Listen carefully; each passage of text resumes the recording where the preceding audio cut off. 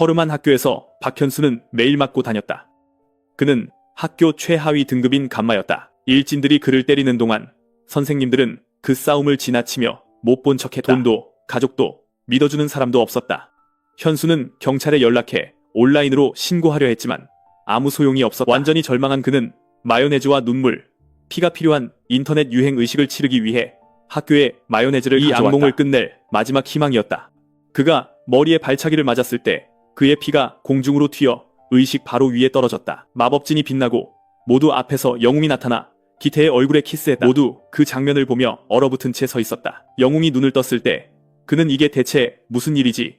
라고 생각하며 기한수는 영웅의 능력이 키스인지 궁금해했다. 기태는 키스한 남자의 얼굴에 주먹을 날렸다. 그가 또 한 번 주먹을 날리려 하자 영웅은 그것을 잡고 팔을 너무 세게 쥐었다. 일진이 도망치려 했지만 영웅은 그의 다리를 잡아 얼굴을 땅에 쳐박아 기태를 완전히 기절시켰다. 다른 녀석들이 복수하려 달려들었지만 그 키스남은 주위 모두에게 주먹을 날리기 시작했다. 혼란이 진정된 후 영웅은 원래 세계에서 아내와 키스하던 중 갑자기 이 소년 때문에 이 세계로 소환되었다고 설명했다. 상황을 정리한 후 그들은 거래를 했다. 영웅은 학교의 일진들을 소탕해야 했고 소년은 그가 집으로 돌아갈 수 있도록 도와야 했다. 학교를 거닐던 중 영웅은 익숙한 힘을 감지했다. 화장실에 들어갔을 때 그의 성검 그랜델은 똥 묻은 뚫어뻥이 되어 있었다. 이 세계에서 어떤 일진들이 화장실에 들어와 뚱뚱한 아이를 때리고 있었다. 영웅은 소년과의 약속을 지키기 위해 똥 묻은 검을 집어들어 일진의 얼굴에 바로 소년은 그 악취에 질식해 기절했다.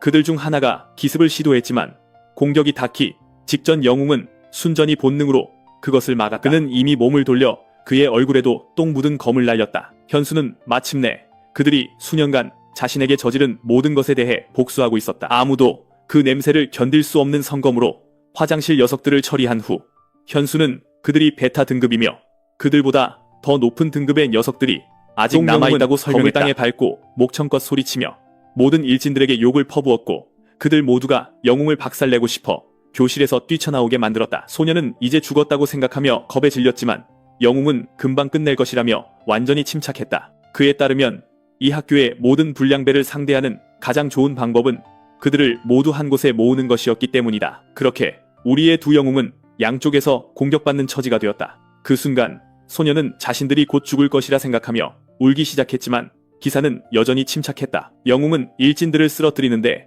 두 가지 동기가 있다고 설명했다.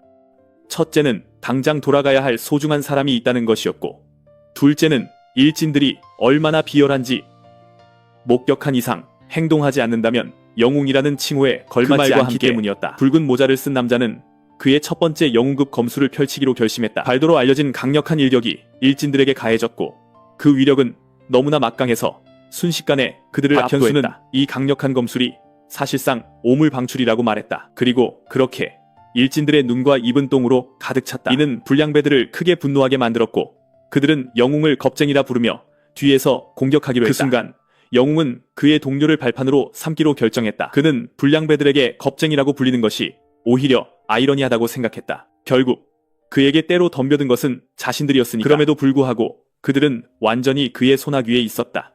영웅은 까부는 고등학생들을 처리하는데 주먹 한 방이면 충분했다. 그가 얼마나 강한지 보고 일진들은 영웅에게 때로 덤벼들기로 했다. 그리하여 그는 강력한 무기를 굳게 쥐고 수많은 적들에게 폭풍 같은 공격을 퍼부었다.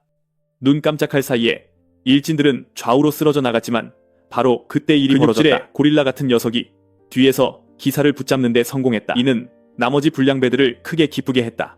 학교의 베타랭크 1위인 프로 레슬러 임상동이 그의 치명적인 소나기로 기사를 붙잡았다. 그 학생은 영웅이 자신을 똥으로 공격한 것에 짜증이 나서 점원 스플렉스로 갚아주기로 했지만 뭔가 굉장히 잘못되었다는 느낌이 들었다. 어째서인지 영웅은 전혀 움직이지 않았다. 그 거구의 점원 스플렉스에 저항한 사람은 처음이었다. 임상동은 마치 거대한 산을 잡으려는 것처럼 느낄 수밖에 없었다. 그 순간 영웅은 그 학생이 부모에게 얼마나 큰 실망일지 지적했다. 그의 손을 떼어내며 그는 만약 자신이 일진의 아버지가 된다면 즉시 그의 목숨을 거둘 것이라고 설명했다. 불량배의 멱살을 잡으며 그가 말했다. 그리고 그대로 땅에 내동댕이 쳐지자 그 거구는 의식을 잃었다.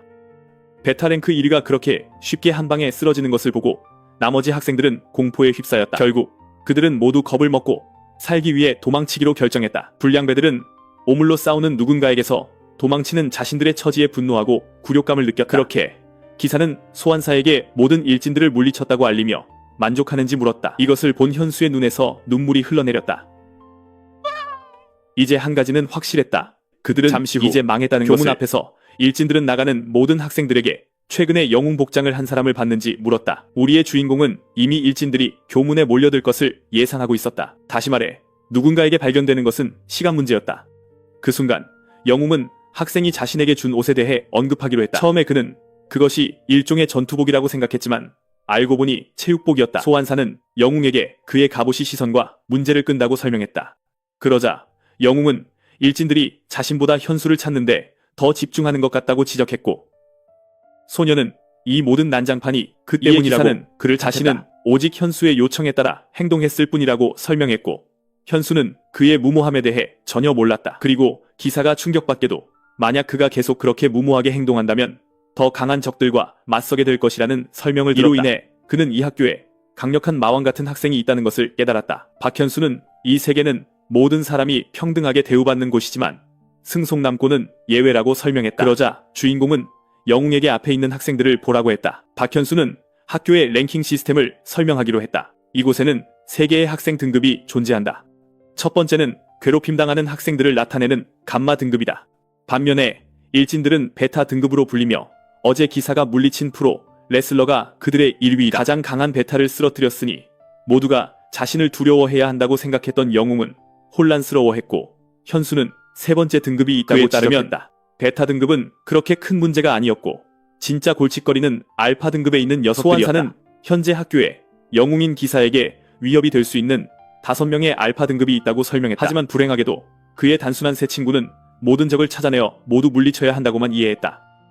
그러자 현수는 그의 손에 들린 뚜러뻥에 대해 물었고, 영웅은 그의 믿음직한 성검 그랜데를 새 친구에게 그가 소개했다. 자신의 검이 적의 목을 쉽게 베었어야 했다며 의구심을 표하자 현수는 당황하며 살인은 금지되어 있다고 주장했다. 현수는 기사에게 새 뚜러뻥을 사줘야 한다고 설명했지만 그는 성검은 단순히 사거나 팔 수 있는 것이 아니라고 주장했다. 그렇게 두 사람이 조용히 적을 지나칠 방법을 고민하기 시작했을 때 갑자기 누군가가 그들에게 다가왔다. 그는 다름 아닌 이전에 만났던 뚱뚱한 학생이었는데 그는 차원의 문을 열 수 있다고 주장했다. 어리둥절한 영웅은 그에게 정말 그런 힘이 있는지 물었다. 그 학생은 그런 건 모르지만 학교에서 탈출할 비밀 통로를 알고 있다고 설명했다. 그렇게 말하며 그는 우리의 영웅들에게 자신을 따라오라고 했다. 그곳에 도착하자 그는 그들에게 비밀 통로의 위치를 가리켰다. 그러고 나서 그 뚱뚱한 학생은 계속 자신을 따라오라고 재촉했다. 그 소녀는 영웅이 자신을 도우려 한 것에 대해 감사할 기회를 잡았다.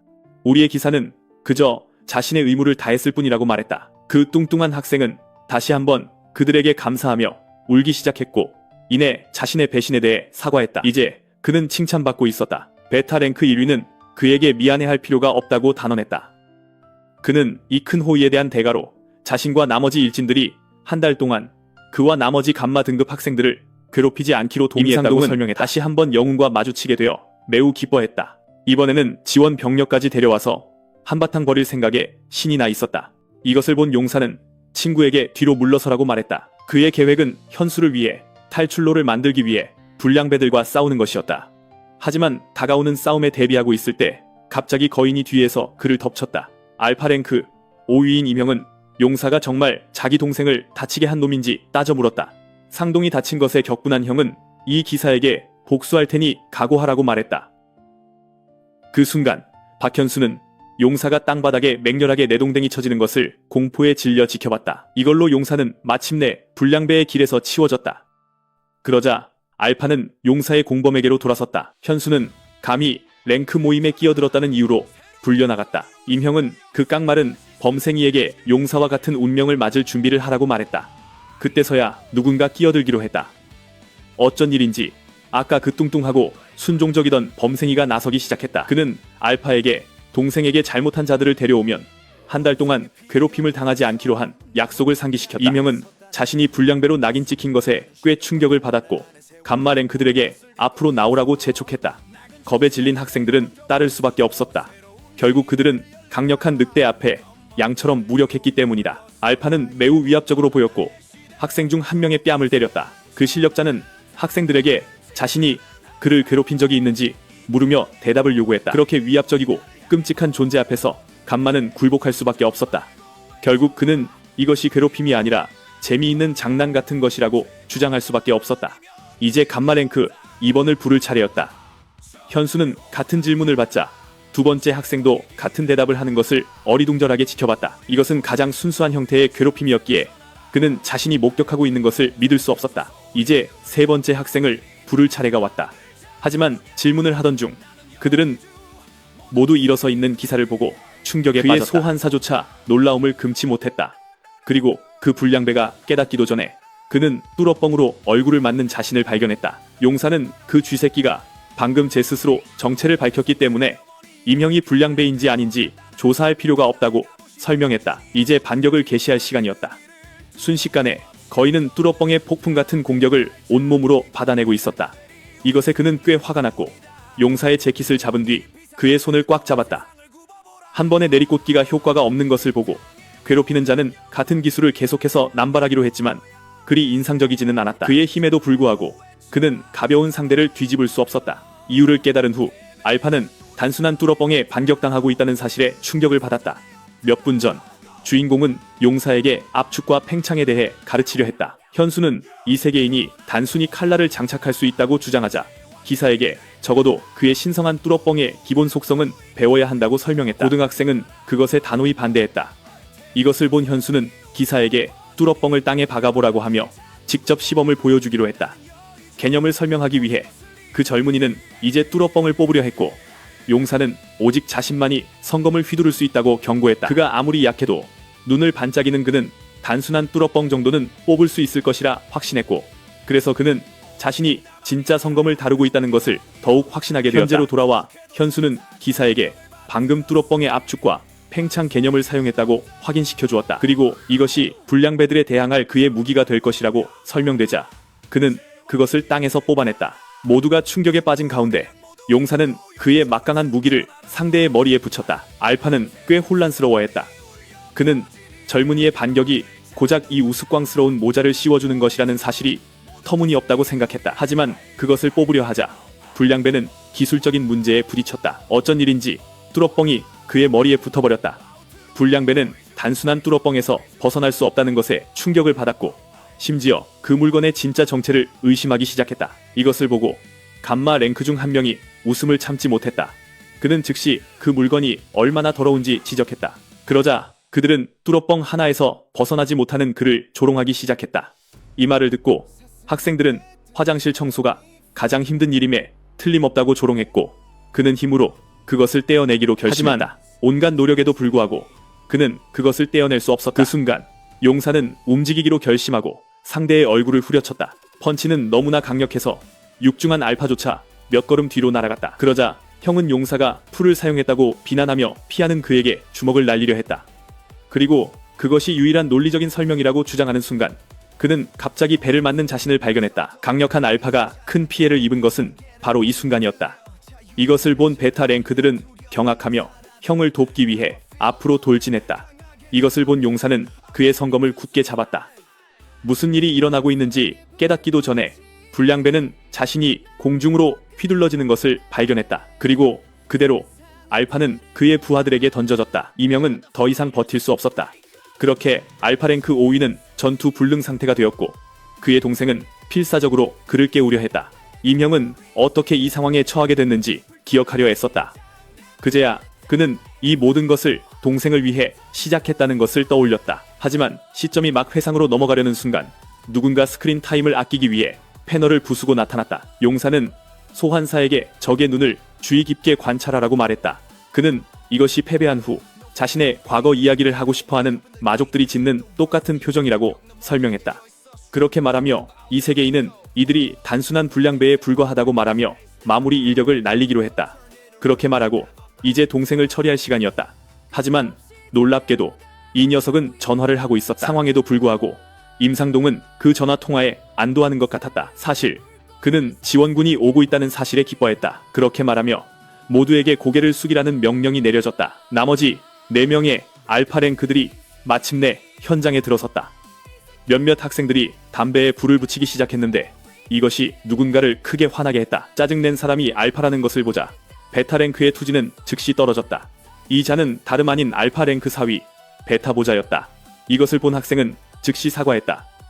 그의 친구 중 한 명이 오늘 그가 얼마나 화나 보이는지 즉시 지적했다. 4위는 사업이 막 번창하기 시작했을 때 누군가 그들의 일에 끼어들었기 때문에 화낼 만한 충분한 이유가 있다고 설명했다. 하지만 현장에 도착했을 때 그들은 완전히 충격에 빠졌다. 모두가 이미 쓰러져 있었다. 5분 전 임상동은 더 이상 참을 수 없었다.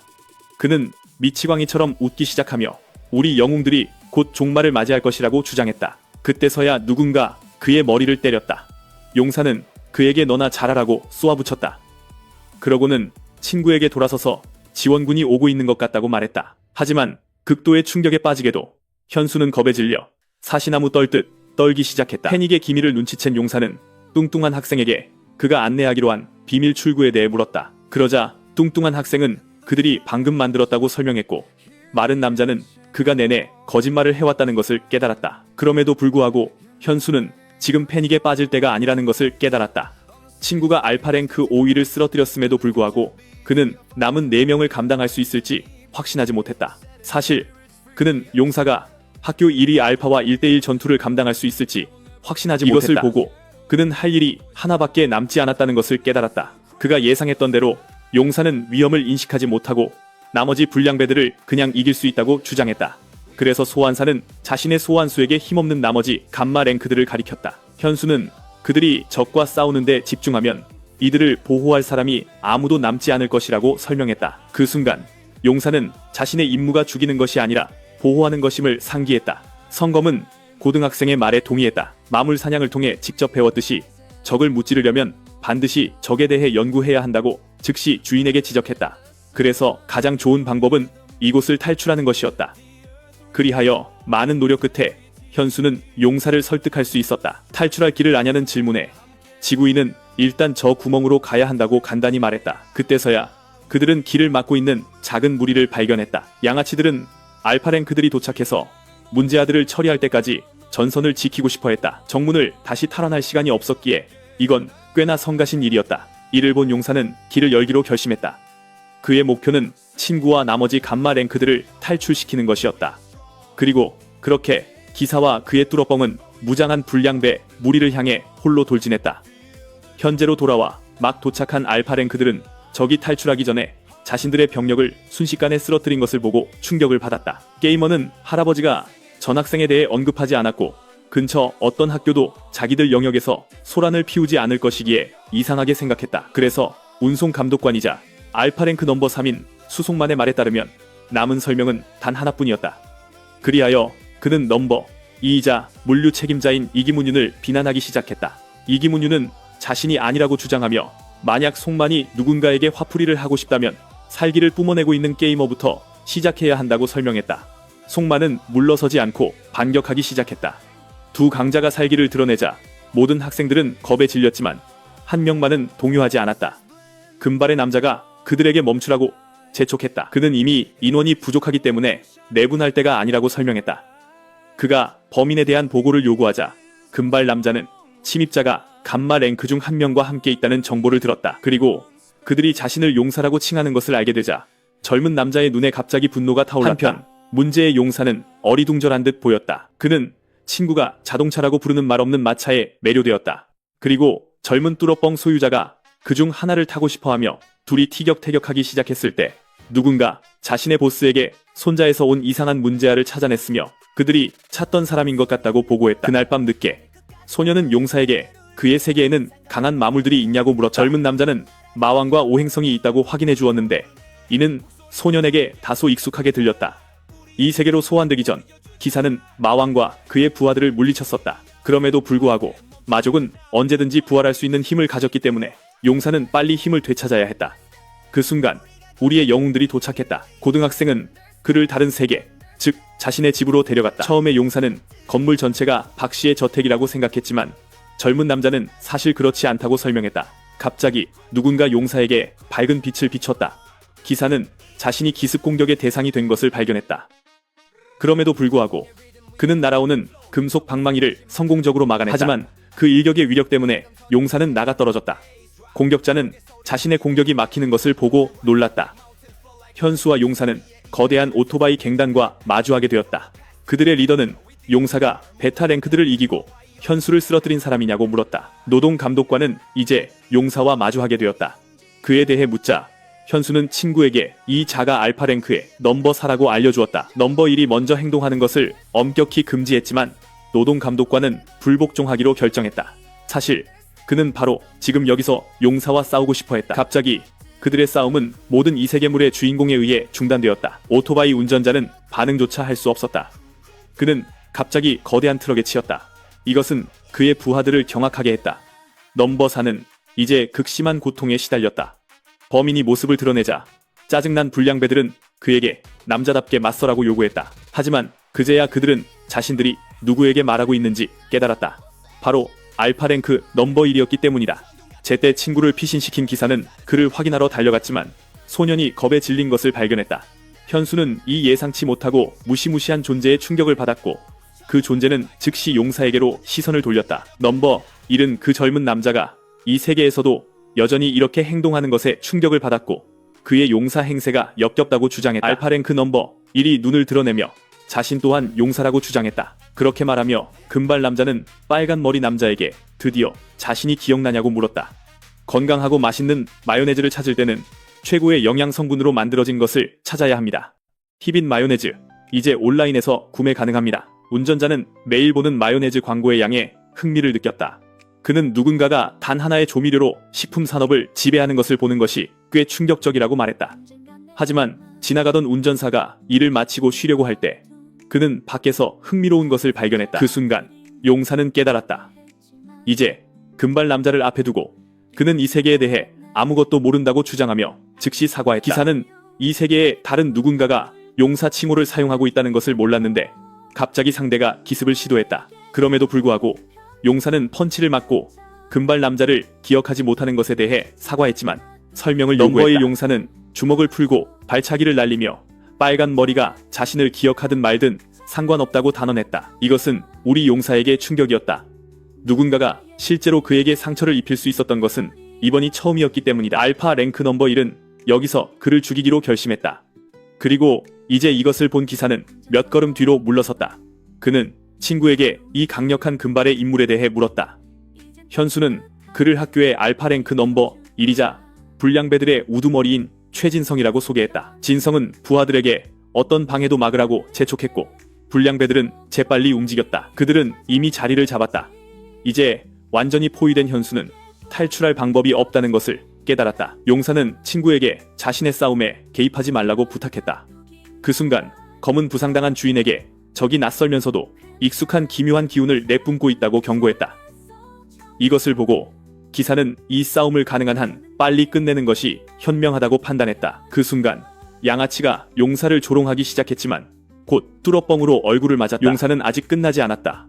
그리고 그는 자세를 가다듬고 상대에게 폭풍 같은 공격을 퍼부은 후 모든 힘을 모아 마지막 일격을 날리기로 결심했다. 하지만 무슨 일이 일어났다. 갑자기 우리의 기사는 싸움을 빨리 끝내는데 실패했다. 그는 적이 옷을 사용해 자신의 공격을 막아내는 것을 보고 충격을 받았다. 그러자 보스는 성검이 일반 뚜러뻥보다 더 아픈 것은 당연하다고 지적하며 그 새로운 형태를 조롱했다. 그리고 눈 깜짝할 사이에 그는 재킷을 사용해 뚜러뻥을 쳐내고 적의 복부를 가격했다. 그 일격은 너무나 강력해서 용사는 멀리 날아갔다.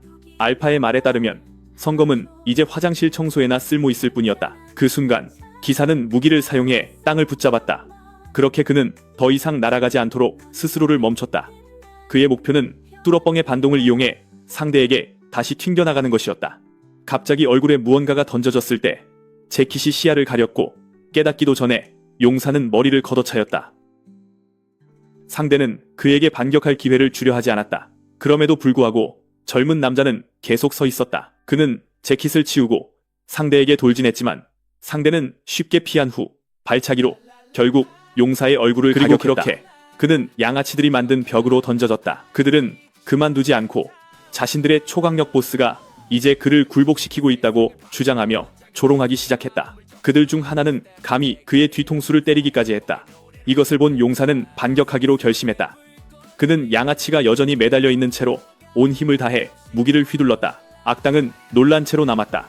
부하가 보스에게 날아가자 그는 자신의 최후를 맞이할 것이라 생각하며 기도하기 시작했다. 그럼에도 불구하고 랭킹 1위 알파는 그를 발판으로 삼았을 뿐 사람을 무기로 뻔뻔하게 이용한다며 용사를 비난했습니다. 하지만 기사는 불량배들을 사람으로 취급하길 거부하며 실제 오토바이로 적을 후려치려고 했습니다. 그 공격은 너무나 강력해서 랭킹 1위를 날려버렸고 그는 근처 벽에 처박혔습니다. 용사에 따르면 그의 상대와 그 무리들은 인간이라고 불려서는 안 됐습니다. 적도 전적으로 동감했습니다. 그 순간 그는 쇠사슬을 단단히 잡고는 상관없다며 재빨리 용사를 올감했습니다. 보스에 따르면 약육강식의 법칙은 어디에나 적용되며 이 세상에서는 강한 자만이 살아남는다고 합니다. 사실 그는 약육강식의 법칙이 모든 영역과 세계에서 절대적이라고 주장했습니다. 하지만 그가 마지막 일격을 가하려는 순간 모두가 다가오는 사이렌 소리에 깜짝 놀랐습니다. 그 장면을 목격한 누군가가 경찰에 신고한 것이었습니다. 이 때문에 보스는 꽤 실망했고 일단 싸움을 멈추기로 했습니다. 쇠사슬을 휘둘러 경로에 있는 모든 것을 파괴하자 강대한 용사조차 자신의 눈을 믿을 수 없었습니다. 결국 알파는 이게 꽤 실망스럽다고 여기며 기사에게 작별을 고하기로 했습니다. 그는 다시 일어서려고 했지만 너무 약해서 그럴 수 없었습니다. 자신의 종족을 박멸하고 싶다는 용사의 주장을 듣자 그 불량배는 격분했습니다. 용사는 세상 끝까지 쫓아가서라도 현존하는 모든 불량배를 찾아내 그들의 악행을 끝내고 싶었습니다. 그 불량배는 그 말이 용사에게 어울린다고 생각했지만 결국 혼자 싸우고 있기에 그 주장을 실현할 수 있을지 의심했습니다. 보스에 따르면 기사가 학교에서 소란을 일으키자마자 모두의 관심 대상이 되었다고 합니다. 다시 말해 근처 모든 학교의 불량배들이 이제 동맹 하나 없는 그를 노리고 있었습니다. 그러자 보스는 도전을 즐긴다면서 다음에 만날 때는 직접 용사를 박멸하겠다고 약속했습니다. 그 말을 끝으로 기사는 땅에 쓰러졌습니다. 용사는 극도로 피곤함을 느꼈습니다. 이 세계에 나타난 이후로 그는 싸우고 도망치는 것 외에는 아무것도 하지 않았기 때문입니다. 이를 본 고등학생은 그에게 깨우쳐 주기로 했습니다. 그는 용사에게 아직 지구에서의 첫날이라고 알려주었습니다. 한편 길 위에서 보스가 부하들과 함께 오토바이를 타고 가면서 그는 전화 상대방에게 자신의 의심이 확인되었다고 말했습니다. 상대방은 그가 용사를 놓아준 것에 격분했습니다. 그래서 랭킹 1위는 그가 돌아올 수밖에 없다고 설명했습니다. 왜냐하면 결국 그는 여전히 용사이기 때문입니다. 그 젊은이는 뭔가를 증명하기로 결심했습니다. 그는 이 새로운 세계에서는 약자를 보호할 수 없다는 것을 용사에게 필사적으로 보여주고 싶었습니다. 바로 지금 졸고 있는 그 용사 말입니다. 화산이 폭발했을 때 용사와 그의 일행은 악마들에게 둘러싸여 있었습니다. 그의 부주의 때문에 그는 거대하고 조직적인 악마 무리와 싸우게 되었습니다. 그리고 그가 계획을 생각하려 할 때 성녀는 그에게 집중하라고 재촉했습니다. 그녀는 그에게 힘든 일이 닥쳐도 언제나 그들의 도움에 의지할 수 있다고 말했습니다. 마법사 히빕도 동의했습니다. 그의 친구 데어는 무슨 수를 써서라도 짐을 지키겠다고 말했습니다. 그래서 동료들을 곁에 두고 전설의 용사는 앞으로 돌격하기로 결심했습니다. 황소 같은 악마가 그를 막아섰습니다. 그 생물은 용사가 꿈을 꾸고 있는 게 틀림없다고 말했고 그래서 갑옷을 입은 기사는 그것의 목을 잡았습니다. 용사는 자신의 꿈이 불가능하지 않으며 동료들이 곁에 있으면 무엇이든 할 수 있다고 주장했습니다. 목이 졸린 악마는 오해를 풀려고 필사적으로 비명을 질렀습니다. 현수는 친구에게 학교에 늦을 것 같다고 말했습니다. 그 순간 용사는 이것이 꿈에 불과하다는 것을 깨달았습니다. 그날 오후 최기태는 할 일이 있었습니다. 그의 임무는 벽에 난 구멍을 수리하는 것이었습니다. 그가 베타급 불량배인 것을 감안하면 자비를 하는 신세로 전락한 것은 꽤나 치욕스러운 일이었습니다. 그때 누군가 그를 불렀습니다. 이 사람은 주황색 머리 아이가 용사에게 처음으로 덤볐다는 소문을 들었습니다. 운송 책임자는 그가 어떻게 빨간 머리와 싸우게 되었는지 알고 싶어 했습니다. 기태는 비 오는 날 땅에 떨어진 마요네즈에서 눈부신 빛이 나오더니 갑자기 용사가 자기를 덮치려 했다고 설명했습니다. 하지만 이 이야기는 그럴듯해 보이지 않았습니다. 그 게이머는 덩치 큰 친구에게 아이를 살살 다루라고 재촉했습니다. 어쨌든 그들은 벽을 수리할 사람이 필요했습니다. 기태는 사실을 말했는데 왜 벌을 받는지 이해하기 힘들었습니다. 이 일은 그를 꽤 격분하게 만들었습니다. 그는 자신의 모든 불행을 용사 탓으로 돌리기 시작했습니다. 그 젊은이는 다음에 만나면 빨간 머리를 땅바닥에 기게 만들겠다고 소리까지 질렀지만 바로 그 순간 빨간 머리가 그의 앞에 나타나 그가 이미 기고 있다고 확인시켜 주었습니다. 잠시 후 현수가 그를 따라 구멍으로 들어왔습니다. 이제 용사는 그 불량배의 이름을 알게 되었습니다. 뚜러뻥을 단단히 쥐고 그는 기태에게 아직도 불량배냐고 물었습니다. 그 아이가 이제 다른 사람이 되었고 벽을 수리하러 왔다고 맹세하자 기사는 그에게 친구에게 사과하라고 재촉했습니다. 이를 본 기태는 현수를 향해 돌아서서 지금까지 끼친 모든 문제에 대해 사과했습니다. 처음에는 현수가 사과를 받아줄 것 같았지만 갑자기 그는 불량배의 뺨을 때렸습니다. 그러자 소환사는 자신의 소환수에게 사람을 너무 쉽게 믿고 그렇게 용서하지 말라고 경고했습니다. 그리고 그는 이제 학교에 있으니 계획이 있냐고 물었습니다. 그냥 밖으로 나갔다가는 어제의 불량배들과 마주칠 것이기 때문입니다. 만약 알파 중 한 명과 마주치기라도 한다면 상황은 정말 복잡해질 수 있었습니다. 그런 이유로 용사는 행동하기 전에 신중하게 계획을 생각하라는 조언을 받았습니다. 불량배를 물리칠 만큼 강하다고 생각했던 기사는 그들이 그렇게 수가 많고 조직적일 줄은 예상하지 못했습니다. 이것은 그가 모험가로서 초보 시절 아직 동료들이 곁에 있었을 때를 떠올리게 했습니다. 다시 말해 용사는 두 가지를 얻어야 한다고 말했습니다. 첫 번째는 학교에 대한 정보였고 두 번째는 믿을 수 있는 동료들이었습니다. 현수는 이것이 자신의 훈련편의 시작이라고 재빨리 생각했습니다. 그 순간 기태가 일어섰습니다. 그 소녀는 용사에게 동료가 되겠다고 제안하며 결과를 약속했습니다. 그리하여 시끄러운 골칫거리를 조용히 시킨 후 우리의 영웅들은 중요한 대화를 재개하기로 했습니다. 현수는 동료 모집은 뒤로 미루고 지금은 정보 수집에 집중하자고 제안했습니다. 현수조차도 표적이 되었기 때문에 교실로 돌아갈 수 없다는 사실이 밝혀졌습니다. 그의 옛 불량배는 조용히 빠져나가려고 했습니다. 그제서야 그들은 그에게로 관심을 돌렸습니다. 현수는 기태에게 도움의 손길을 빌려줄 수 있는지 정중하게 물었습니다. 잠시 후 학교 주차장에서 감마 학생들은 서두르라는 말을 들었습니다. 책임자는 수업이 시작되기 전에 끝내야 한다고 말했습니다.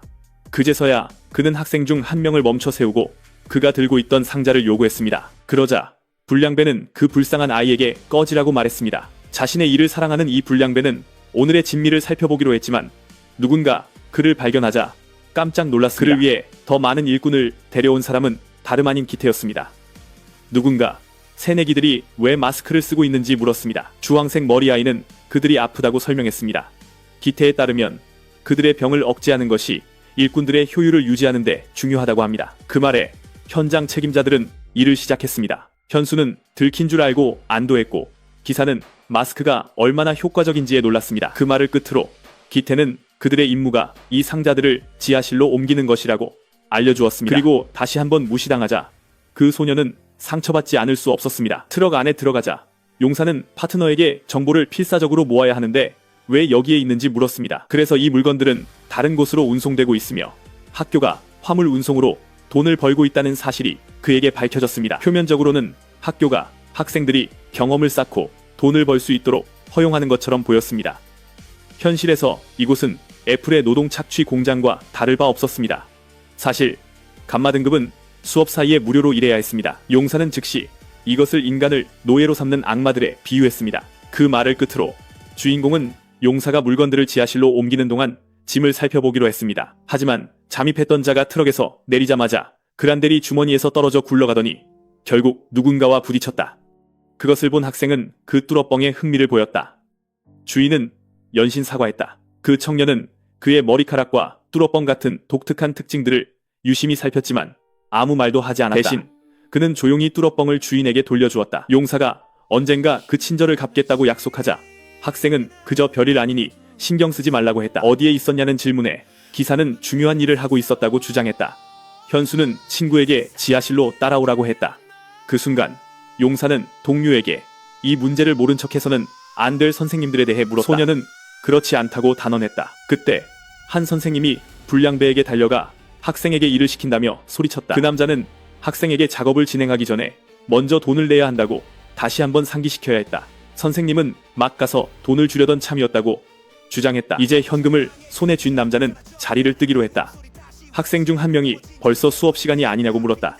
하지만 놀랍게도 선생님은 이것이 돈도 벌고 좋은 신체 운동이 되니 오늘은 자습을 할 것이라고 말했다. 그렇게 그 남자는 언젠가 고마워하게 될 거라며 현장을 떠났다. 이것을 본 용사는 이 학교의 어른들 또한 문제라는 것을 깨달았다. 이 학교에서는 돈이 모든 문제의 원인이었다. 결국 여기 있는 모두는 자기 자신만 생각하고 있었다. 소년에 따르면 이 상황에서 가장 큰 이득을 보고 있는 사람이 한 명 있었다. 그 사람은 바로 알파 서열 1위이자 이 피라미드 구조의 정점에 있는 최진성이었다. 우리의 주인공들은 그 흑마기 용사와 그의 성검에 대해 알고 있다는 것이 얼마나 흥미로운지에 대해 이야기하기 시작했고, 이 문제를 조사하기로 결정했다. 갑자기 제3의 인물이 그들에게 동의했다. 그 사람은 우리의 주인공들이 어떻게 이곳에 조용히 잠입할 수 있었는지 지적했다. 그는 다름 아닌 알파 서열 3위 운송감독관 수송만이었다. 오래전 놀이터에서 누군가 어린 소년에게 다가왔다. 어린아이는 그 모든 장난감에 감탄했다. 그는 허락 없이 만져서 주인이 화났을 거라며 사과했다. 하지만 어린 소년은 그렇지 않다며 심지어 함께 놀자고 제안했다. 현재로 돌아와 깜짝 놀란 우리의 주인공들은 뒤로 물러섰다. 소년은 용사의 의심을 확인시켜 주었다. 그들은 이제 알파 중 한 명 앞에 서 있었다. 이것을 본 기사는 즉시 그에게 달려들었다. 송만은 재빨리 반응했고 갑자기 땅에 쓰러졌다. 그는 빨간 머리가 난데없이 자신을 공격할 줄은 예상하지 못했다. 이는 용사를 크게 혼란스럽게 했다. 그는 심지어 이 소년이 알파 중 한 명이라는 것에 대해 의심하기 시작했다. 이후 좀 더 사적인 장소에서 모든 것이 용사에게 설명되었다. 송만은 자신이 알파가 되기로 선택한 것이 아니라고 주장했다. 청년은 그가 불량배가 되기에는 신체적으로 적합하지 않다고 지적하며 이를 확인시켜 주었다. 그리고 부모님의 목숨을 걸고 맹세하라는 말에 송만은 두 분 모두 이미 돌아가셨다고 설명했다. 보통이라면 송만이 자신을 소개했겠지만 현수가 이미 자신에 대해 알고 있으니 불필요하다고 여겼다. 결국 모두가 그가 학교 이사장의 손자라는 것을 알고 있었다. 기사가 이사장이 무슨 뜻인지 모르는 것을 보고 그의 어린 친구가 나중에 알려주기로 했다. 그때 송만이 그들이 찾던 정보를 주었다. 최진성은 이 학교의 알파 서열 1위다. 이 청년이 학교에 쳐들어온 지 벌써 3개월이 지났다. 이사장은 그가 그렇게 무례하게 사무실로 들어온 것에 대해 소리쳤다. 하지만 그가 알아채기도 전에 소년은 위압적으로 나오기 시작했다. 이사장 앞에 서자 진성은 바로 본론으로 들어가기로 했다. 송만은 할아버지와 이 사람이 무슨 얘기를 했는지 전혀 몰랐다. 그가 아는 것은 하루 뒤 학교에 새로운 학생이 도착했다는 것뿐이었다. 도착하자마자 진성은 약간의 미미한 저항에 부딪혔다. 이 청년은 누군가 자신의 길을 막으려 할 때마다 즉시 폭력을 사용했다. 그 때문에 학교 내에 새로운 서열이 빠르게 확립되었고 송만은 이사장과의 관계 덕분에 알파가 되었다. 그렇게 그는 현재 자신이 밝힐 수 있는 모든 것을 우리의 주인공들에게 밝혔다. 왜 그들을 돕느냐는 질문에 청년은 그저 손을 내밀어 용사에게 협력하자고 제안했다. 그는 자신의 주된 목표가 학교에서 불량배들을 뿌리 뽑는 것이라고 주장하며 서열 4위와 5위가 현재 활동 불능 상태이니 지금이 행동하기에 가장 좋은 때라고 설명했다. 송만은 학교의 서열 1위와 2위를 무너뜨릴 계획이 있다고 주장했다. 상황을 신중하게 분석한 후 용사는 자신과 마찬가지로 그 또한 모든 불량배들을 뿌리 뽑고 싶다고 단언했다. 그럼에도 불구하고 그는 이 협력이 불필요하다고 여겼다. 그렇게 말하며 용사는 자리를 뜨기로 했고 그의 친구도 곧바로 뒤따랐다. 그를 쫓아갈 것이냐는 질문에 소녀는 그렇지 않을 것이라고 단언했다. 이제 송만은 자신이 이용하려던 용사가 어떤 사람인지 명확히 알게 되었고 그래서 당분간 그를 지켜보기로 했다. 잠시 후 현수는 동맹이 절실히 필요함에도 왜 송만을 거절했는지 용사에게 물었고 기사는 자신의 입장에도 불구하고 악마에게 개인적인 원한을 품은 적이 없다고 밝혔다. 용사는 단지 도움이 필요한 사람들을 보호하기 위해 검을 들었을 뿐이며 따라서 다른 악인을 물리치기 위해 나쁜 자와 손을 잡는 것은 파렴치한 일이라고 밝혔다. 그리고 그에게서 이상한 냄새가 난다고 지적하자 소녀는 용사가 송만의 냄새를 말하는 것이라고 생각했지만 용사는 그렇지 않다고 단언했다. 이사장의 손자가 책상 위에 가지고 있던 반짝이는 작은 자동차는 한때 피로 물들어 있었다. 용사는 송만의 피부 아래에서 괴물의 냄새를 맡을 수 있었다. 그 때문에 그와 손을 잡는 것은 나쁜 선택이 될 수 있었다. 그런 이유로 용사는 당분간 친구 외에 더 이상 동맹을 모으지 않는 것이 현명하다고 판단했다. 현수는 용사를 단순히 싸움자라는 다혈질이 아니라 이성적으로 계획하는 사람으로 오판했었다. 용사의 계획은 계속 싸우는 것이었다. 인력과 정보가 부족하다는 사실은 무시했다. 그런 이유로 첫 단계로 트럭이 어디로 향하는지 보는 것부터 시작하여 작게 시작하는 것이 최선일 것이다. 소녀는 용사에게 그들이 마스크 쓰는 것을 잊었다고 지적했다. 그렇게 단순한 실수 때문에 용사는 한 무리의 불량배들에게 돌진당하는 자신을 발견했다. 기사는 자신의 신성한 무기를 굳게 잡고 다가오는 자들을 무자비하게 공격하기 시작했다. 갑자기 그는 트럭이 이미 움직이고 있는 것을 알아차렸고 그래서 재빨리 친구에게 돌아섰지만 친구는 어디에도 보이지 않았다. 그 순간 엔진이 시동 걸렸다. 현수는 용사에게 빨리 타라고 했다. 흥미를 느낀 전사는 친구에게 저런 것을 탈 줄 아는지 물었다. 시간 낭비하지 말라는 말을 들었다. 그리고 그 말과 함께 두 사람은 트럭을 따라가기 시작했다. 이것을 본 불량배들은 문을 닫으려고 했다. 그래서 용사는 친구에게 가속 페달을 밟으라고 했다. 그리고 그 말과 함께 모든 불량배들이 날아가 버렸다. 이제 방해물들이 사라지자 용사와 그의 강력한 에마는 트럭을 따라 서둘러 돌진했다. 기사는 친구가 그런 재능을 가지고 있을 줄은 예상하지 못했다. 현수는 불량배들에게 돈을 갚기 위해 어쩔 수 없이 배달 기사가 되어야 했다고 밝혔다. 이제 트럭이 시야에 들어왔다. 이것을 본 고등학생은 친구에게 꽉 잡으라고 했다. 이제 전속력으로 갈 것이기 때문이다. 하지만 도로에는 그들만 오토바이를 탄 것이 아니었다. 누군가 그들을 따라왔다. 불량배는 자세를 잡고 온 힘을 다해 방망이를 휘둘렀다. 그럼에도 불구하고 우리의 주인공들 중 누구도 실제로 맞지 않았다. 하지만 불행하게도 세 번째 적에 오토바이가 있었다. 이것을 본 우리의 주인공은 재빨리 브레이크를 밟았다. 이 덕분에 그는 제때에 그곳에서 벗어나 날아오는 공격을 아군 사격으로 바꿀 수 있었다. 용사는 나머지 불량배들을 직접 처리하기 전에 주인공을 칭찬했다. 덕분에 두 사람은 추격당하지 않고 자유롭게 트럭을 따라갈 수 있었다. 한편 다른 곳에서는 누군가 방으로 들어왔다. 그는 보스를 베어야 한다고 말했다. 최진승은 이 사람에게 자신의 일을 방해하지 말라고 몇 번이고 말했었다. 하지만 놀랍게도 부하는 용사가 돌아왔다고 확인해 주었다. 송만에 따르면 그는 지면이 있는 곳 근처에서 트럭을 따라가는 것이 목격되었다고 한다. 넘버 3에 따르면 넘버 2가 거기에 있을 것이기 때문에 적을 처리할 수 있을 것이라고 했다. 그리고 만일을 대비해 그는 지원 병력으로 불량배들을 보내주겠다고 제안했다. 하지만 큰형님은 밤에 용사가 모습을 드러내면 그때 잡을 것이라며 그러지 말라고 명령했다. 그러자 그 젊은 남자는 이것이 용사를 잡을 유일한 기회일지도 모른다고 소리치며 당황하기 시작했다. 갑자기 그는 끔찍한 기운에 의해 조용해졌다. 큰형님은 방을 나가라고 말하기 전에 그의 실수를 용서하는 것은 이번이 마지막이라고 말했다. 송만은 실망했고 불량배들을 투입하고 싶냐는 질문에 그러고 싶지 않다고 말했다. 이사장의 손자는 원래 계획대로 용사를 가까이서 관찰하기로 결정했다. 한편 용사는 그들이 트럭을 따라 적의 본부로 갈 가능성이 매우 높았기 때문에 친구에게 경고하기로 결심했다.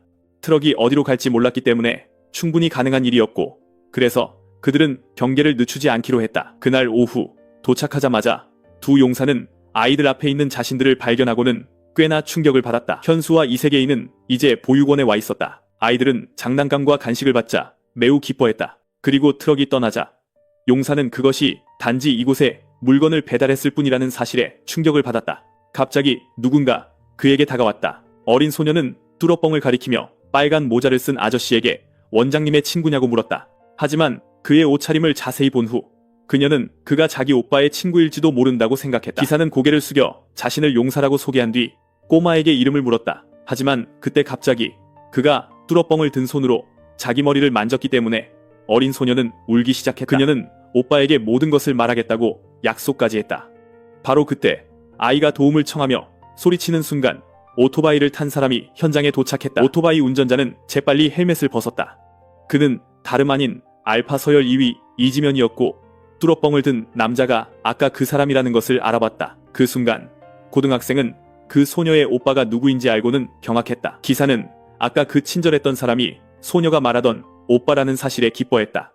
그 순간 갑자기 이지면이 움직이기 시작했다. 우리의 용사는 어디선가 날아온 강력한 발차기를 피해야 했다. 넘버 2는 그를 똑똑히 기억한다고 말했다.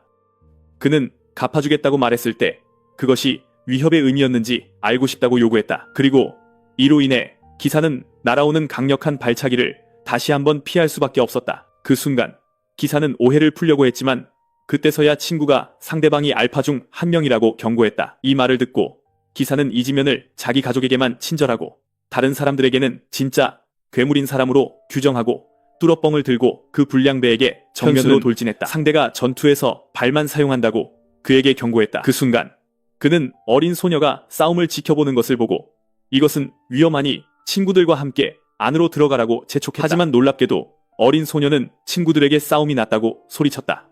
모든 아이들이 자기 오빠가 정체불명의 악당과 싸우는 것을 보려고 달려왔다. 그렇게 두 싸움꾼 주위로 군중이 모여 지면을 응원했다. 아이들은 자기 오빠를 응원했고 심지어 사탕과 장난감을 걸고 내기를 시작했다. 이를 본 주인공은 친구를 응원하기 시작했다. 그리고 그렇게 그는 유치원생들에게 둘러싸이게 되었다. 심지어 그 미소년도 어떻게 이런 상황에 처하게 됐는지 이해하기 어려웠다. 지면은 상대방에게 학교를 정복하고 싶다면 유치원생들을 괴롭힐 권리가 없다고 말했다. 용사는 이것이 오해라고 설명하며 그런 일로 자신을 훈계하려는 알파는 위선자라고 주장했다. 이로써 둘 다 말이 무의미하다는 것을 깨닫고 주먹으로 대화하기 위해 서로에게 돌진했다. 그때 갑자기 누군가 그들의 싸움을 방해했고 그 남자는 두 사람이 아이들에게 나쁜 버릇을 옮기고 있다며 화를 내며 그들을 때려 눕혔다. 그렇게 용사와 넘버, 이 알파 모두 단 한 방에 쓰러졌다. 요즘 세대가 얼마나 망가졌는지 불평하던 그 사람은 다름 아닌 원장이었다. 어느 날 그가 아이들에게 돌아왔을 때 그 젊은 남자는 꽤나 충격을 받았다. 그가 최진승을 처음 만난 순간이었다. 그 당시 이 젊은 남자는 그들의 고등학교에 온 새로운 전학생이었다.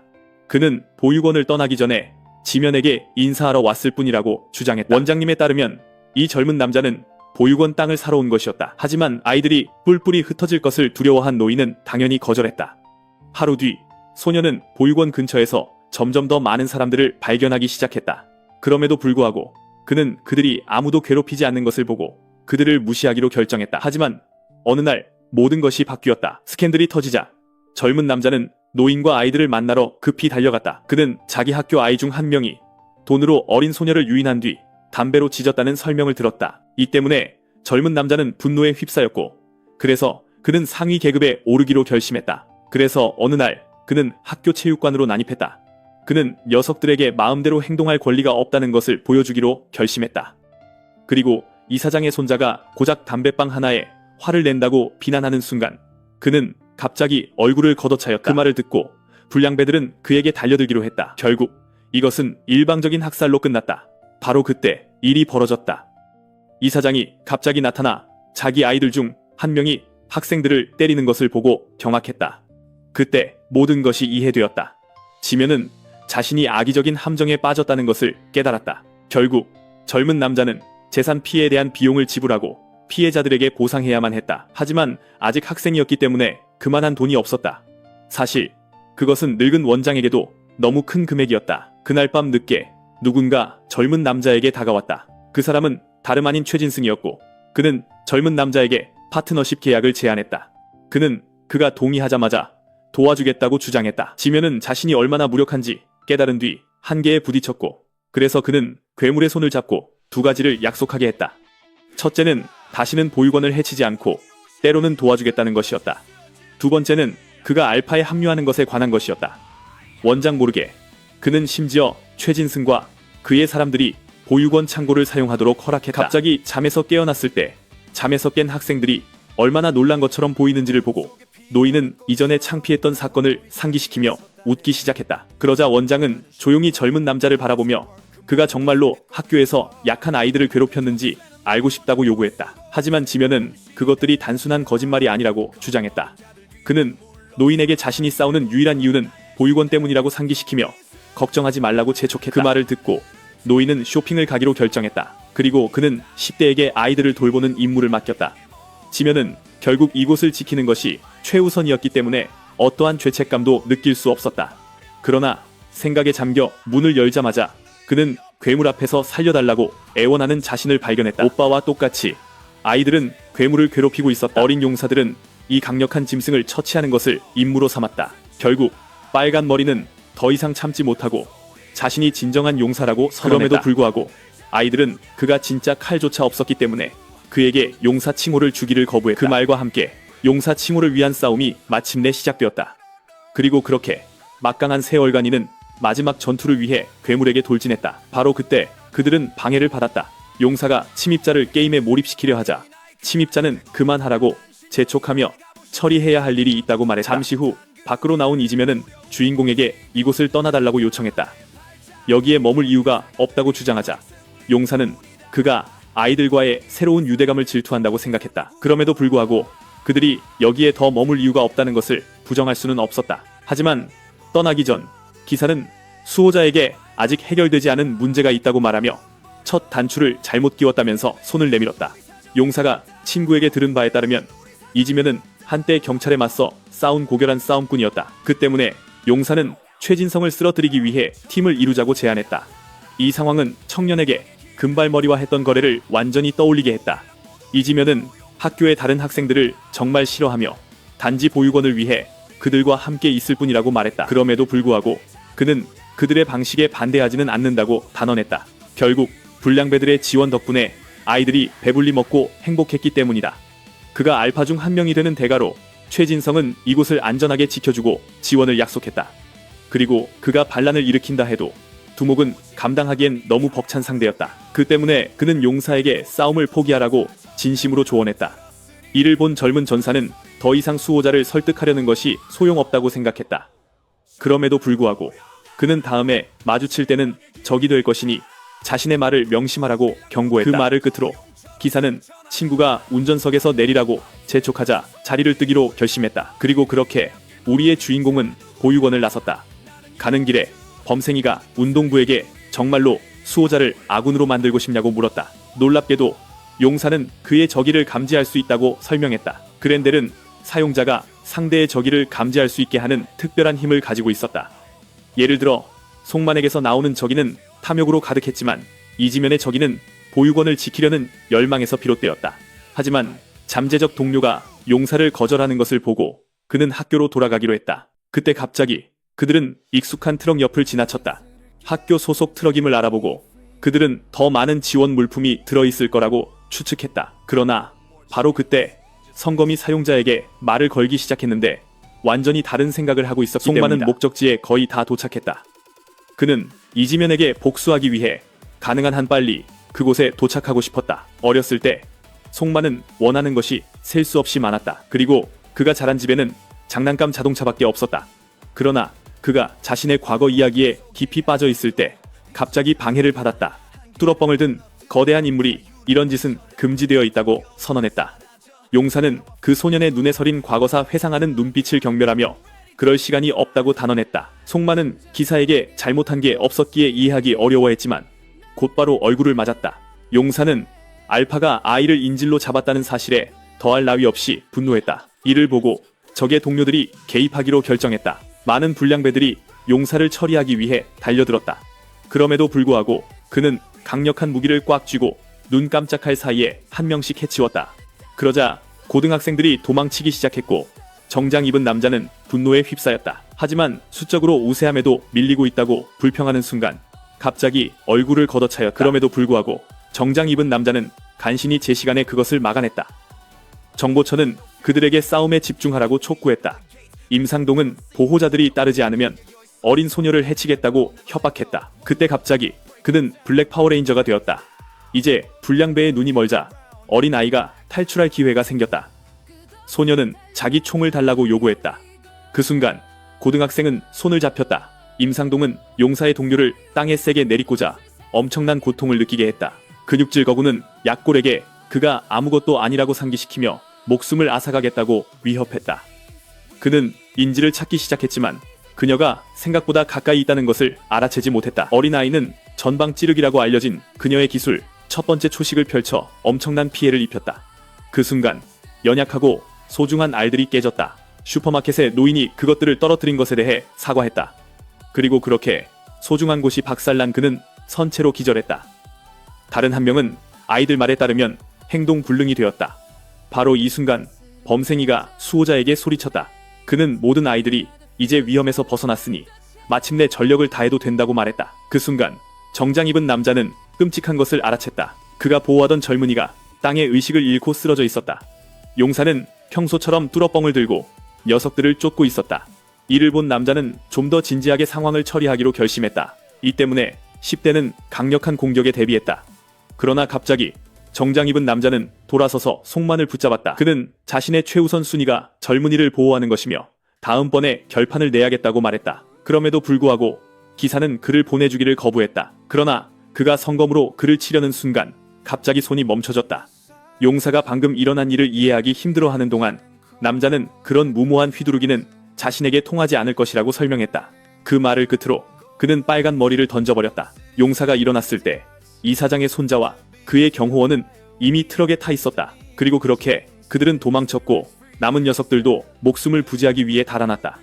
그 순간 용사는 자신의 동료를 향해 돌아섰다. 하지만 놀랍게도 그의 장례식이 이미 시작되고 있었다. 어린 소녀가 추도사를 읊고 있을 때 그녀는 머리를 한 대 맞았다. 이지면은 기사에게 그의 친구는 단지 기절했을 뿐이라고 안심시켰다. 두 전사는 불량배들을 쫓지 않기로 합의했다. 결국 그들의 우선순위는 적을 쓰러뜨리는 것이 아니라 약하고 무고한 이들을 보호하는 것이었기 때문이다. 그 말을 끝으로 용사는 그에게 감탄을 쏟아내는 아이들의 상태를 확인했다. 아이들이 새로운 구원자에게 정드는 것을 보고 수호자는 할 말을 잃었다. 바로 그때 위압적인 존재가 도착했다. 원장님이 마침내 돌아왔고 경악스럽게도 그의 아이들 중 한 명이 의식을 잃고 쓰러져 있었다. 노인이 공황에 빠지기 시작하자 범인은 조용히 서 있었다. 그 말을 끝으로 노인은 서둘러 119에 전화하려 했지만 번호를 잊어버렸다. 한편 제때 탈출하지 못한 임상동은 꽤 곤란한 상황에 처했다.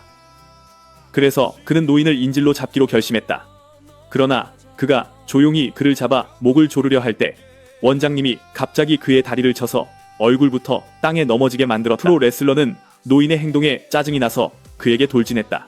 그러나 근육질 거구가 반응하기도 전에 얼굴을 한 대 맞았다. 노인은 그에게 자비를 보이지 않기로 결심하고 그가 어린 소녀를 다치게 한 사람이냐고 물으며 뚫어뻥 한 방으로 그를 기절시켰다. 이것을 본 용사는 어리둥절했다. 그의 친구와 나머지 보육원 아이들도 이에 놀랐다. 그 사람은 바로 희망보육원의 원장 최곱수였으며 그는 이전의 배관공이었다. 한편 학교로 돌아가는 길에 용사의 개입으로 물품이 파괴되었음이 확인되었다. 그 남자가 본 바로는 이지면이 그의 동료가 되었다고 봐도 무방했다. 그러면서 경호원은 돌아가면 자세한 보고를 하겠다고 약속했다. 전화를 끊은 후 그는 큰 좌절감을 느꼈다. 용사의 뚫어뻥을 막았을 때 그는 이상한 감정에 휩싸였다. 그 때문에 그는 다음번에는 무슨 일이 있어도 그에게 복수하기로 결심했다. 이지면이 약속을 어긴 것을 보고 최진성은 더 이상 자신의 약속을 지킬 이유가 없다고 생각했다. 그날 늦게 승승남고 체육관에서 감마 등급 학생들은 일을 끝낼 때까지 아무도 집에 갈 수 없으니 더 빨리 일하라는 명령을 받았다. 두목이 도착하여 승민을 보자고 요구했고 그는 곧 두들겨 맞은 청년에게로 안내되었다. 두목이 그의 그런 모습을 보고 충격받았을 때 갑자기 누군가가 땅에 쓰러졌다. 감마 계급 중 한 명이 더 이상 노동을 견디지 못했습니다. 그가 자비를 구걸하자 대장은 말없이 그를 쳐다봤습니다. 최진성은 그의 머리를 사납게 걷어차기 전에 노예 생활이 그들이 잘하는 유일한 것이니 불평할 권리가 없다고 말했습니다. 금발머리는 쓸모없는 인간 종족에 대해 이보다 더 혐오스러울 수가 없었습니다. 이것을 본 다른 알파는 떨기 시작했습니다. 그리고 공포스럽게도 대장의 시선이 그에게 향했습니다. 금발머리는 게이머 또한 쓸모없는 사람들이 짐이 되는 것을 피해야 한다고 생각하는지 알고 싶어 했습니다. 그 순간 송마는 두려움에 떨며 대장에게 사과했고 그에게 불복종할 의도는 전혀 없었다고 주장했습니다. 이 말을 듣고 대장은 그만하라고 했습니다. 송마는 이제부터 복종하겠다고 소리치며 용서를 빌었습니다. 하지만 이것은 그의 든든한 상사 진성의 흥미를 끌었습니다.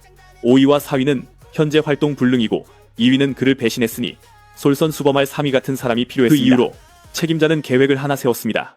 그것을 듣고 수송 책임자는 경악했고 대장은 그 계획에 대한 그의 의견을 물었습니다. 그날 조금 뒤 보육원에서 할아버지에게 불량배들이 보육원에 침입했다가 어린 소녀에게 잡혔다는 설명이 이루어졌습니다. 그의 앞에 있는 자들은 현재 어린 소녀에게 총으로 위협받고 있었는데 도망치지 못한 자들이었습니다. 원장님은 그들이 보육원을 공격했다는 사실에 역겨워하며 당국에 신고하기로 결심했습니다. 하지만 그가 또다시 번호를 잊어버리자 보호자는 불량배들이 반드시 돌아올 것이기 때문에 소용없을 거라고 설명했습니다. 용사도 같은 생각이었습니다. 불량배들을 처리하기 위해서는 과감한 조치가 필요했습니다. 그러면서 그는 이지면에게 그들이 같은 목표를 공유하고 있다고 지적했습니다. 하지만 그 10대는 다시 한번 기사와 팀을 이루기를 거부하며 영원히 적으로 남을 것이라고 단언했습니다. 그럼에도 불구하고 이지면은 용사에게 감사를 표할 수밖에 없었습니다. 그가 아이들을 구해준 사실은 결코 갚을 수 없는 은혜였기 때문입니다. 용사는 이지면이 알파 3위를 잡겠다고 약속하자 꽤 기뻐하며 그것으로 충분하다고 말했습니다. 이것을 보고 할아버지도 돕기로 결심했습니다. 현수는 원장님이 싸울 것이라고 생각하며 흥분했지만 원장님은 그에게 자신의 연세를 상기시켜야 했습니다. 할아버지는 그저 그들에게 음식을 좀 해주고 싶었을 뿐인데 용사가 이 세계의 경이로움을 맛보는 첫 경험이 될 것이었습니다.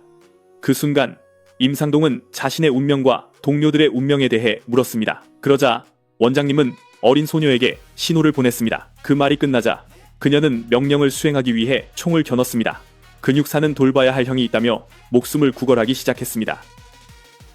하지만 8살배기 소녀는 아랑곳하지 않고 총을 쐈습니다. 그날 밤 늦게 용사는 숲 한가운데에 홀로 서 있었습니다. 그는 무기를 굳게 쥐고 근처의 나무를 공격했습니다.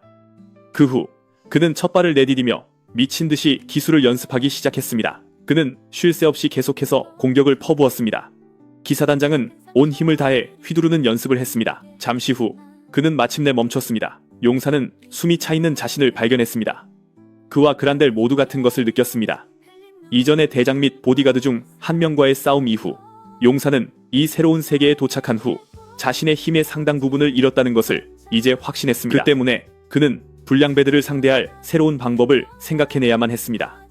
계획이 있냐는 질문에 젊은이는 그렇다고 답했습니다. 나중에 그는 무릎을 꿇고 현재 변기를 뚫고 있는 할아버지에게 자신을 제자로 받아달라고 빌었습니다. 할아버지는 이 근처 출신도 아닌 소년이 자기 싸움도 아닌데 이 일에 얼마나 열중하는지 흥미로웠습니다. 하지만 놀랍게도 용사는 무고한 이들을 지키는 것 외에는 선택의 여지가 없다고 말했습니다. 불의가 일어나는 것을 가만히 지켜보는 것은 그의 천성이 아니었습니다. 그렇게 애원을 받자 원장님은 멍하니 서 있었습니다. 눈앞의 사람이 다른 아이들과는 다르다는 것을 보고 할아버지는 자신도 예전에 비슷한 문제에 직면한 적이 있었기에 마침내 동의했습니다. 약점에 대해 묻자 용사는 검수를 향상시켜야 한다고 말했습니다. 하지만 그가 나가떨어지자 할아버지는 그가 완전히 틀렸다고 주장했습니다. 그에 따르면 뚫어뻥 숙련도를 높이는 것부터 시작해서는 안 된다는 것이었습니다.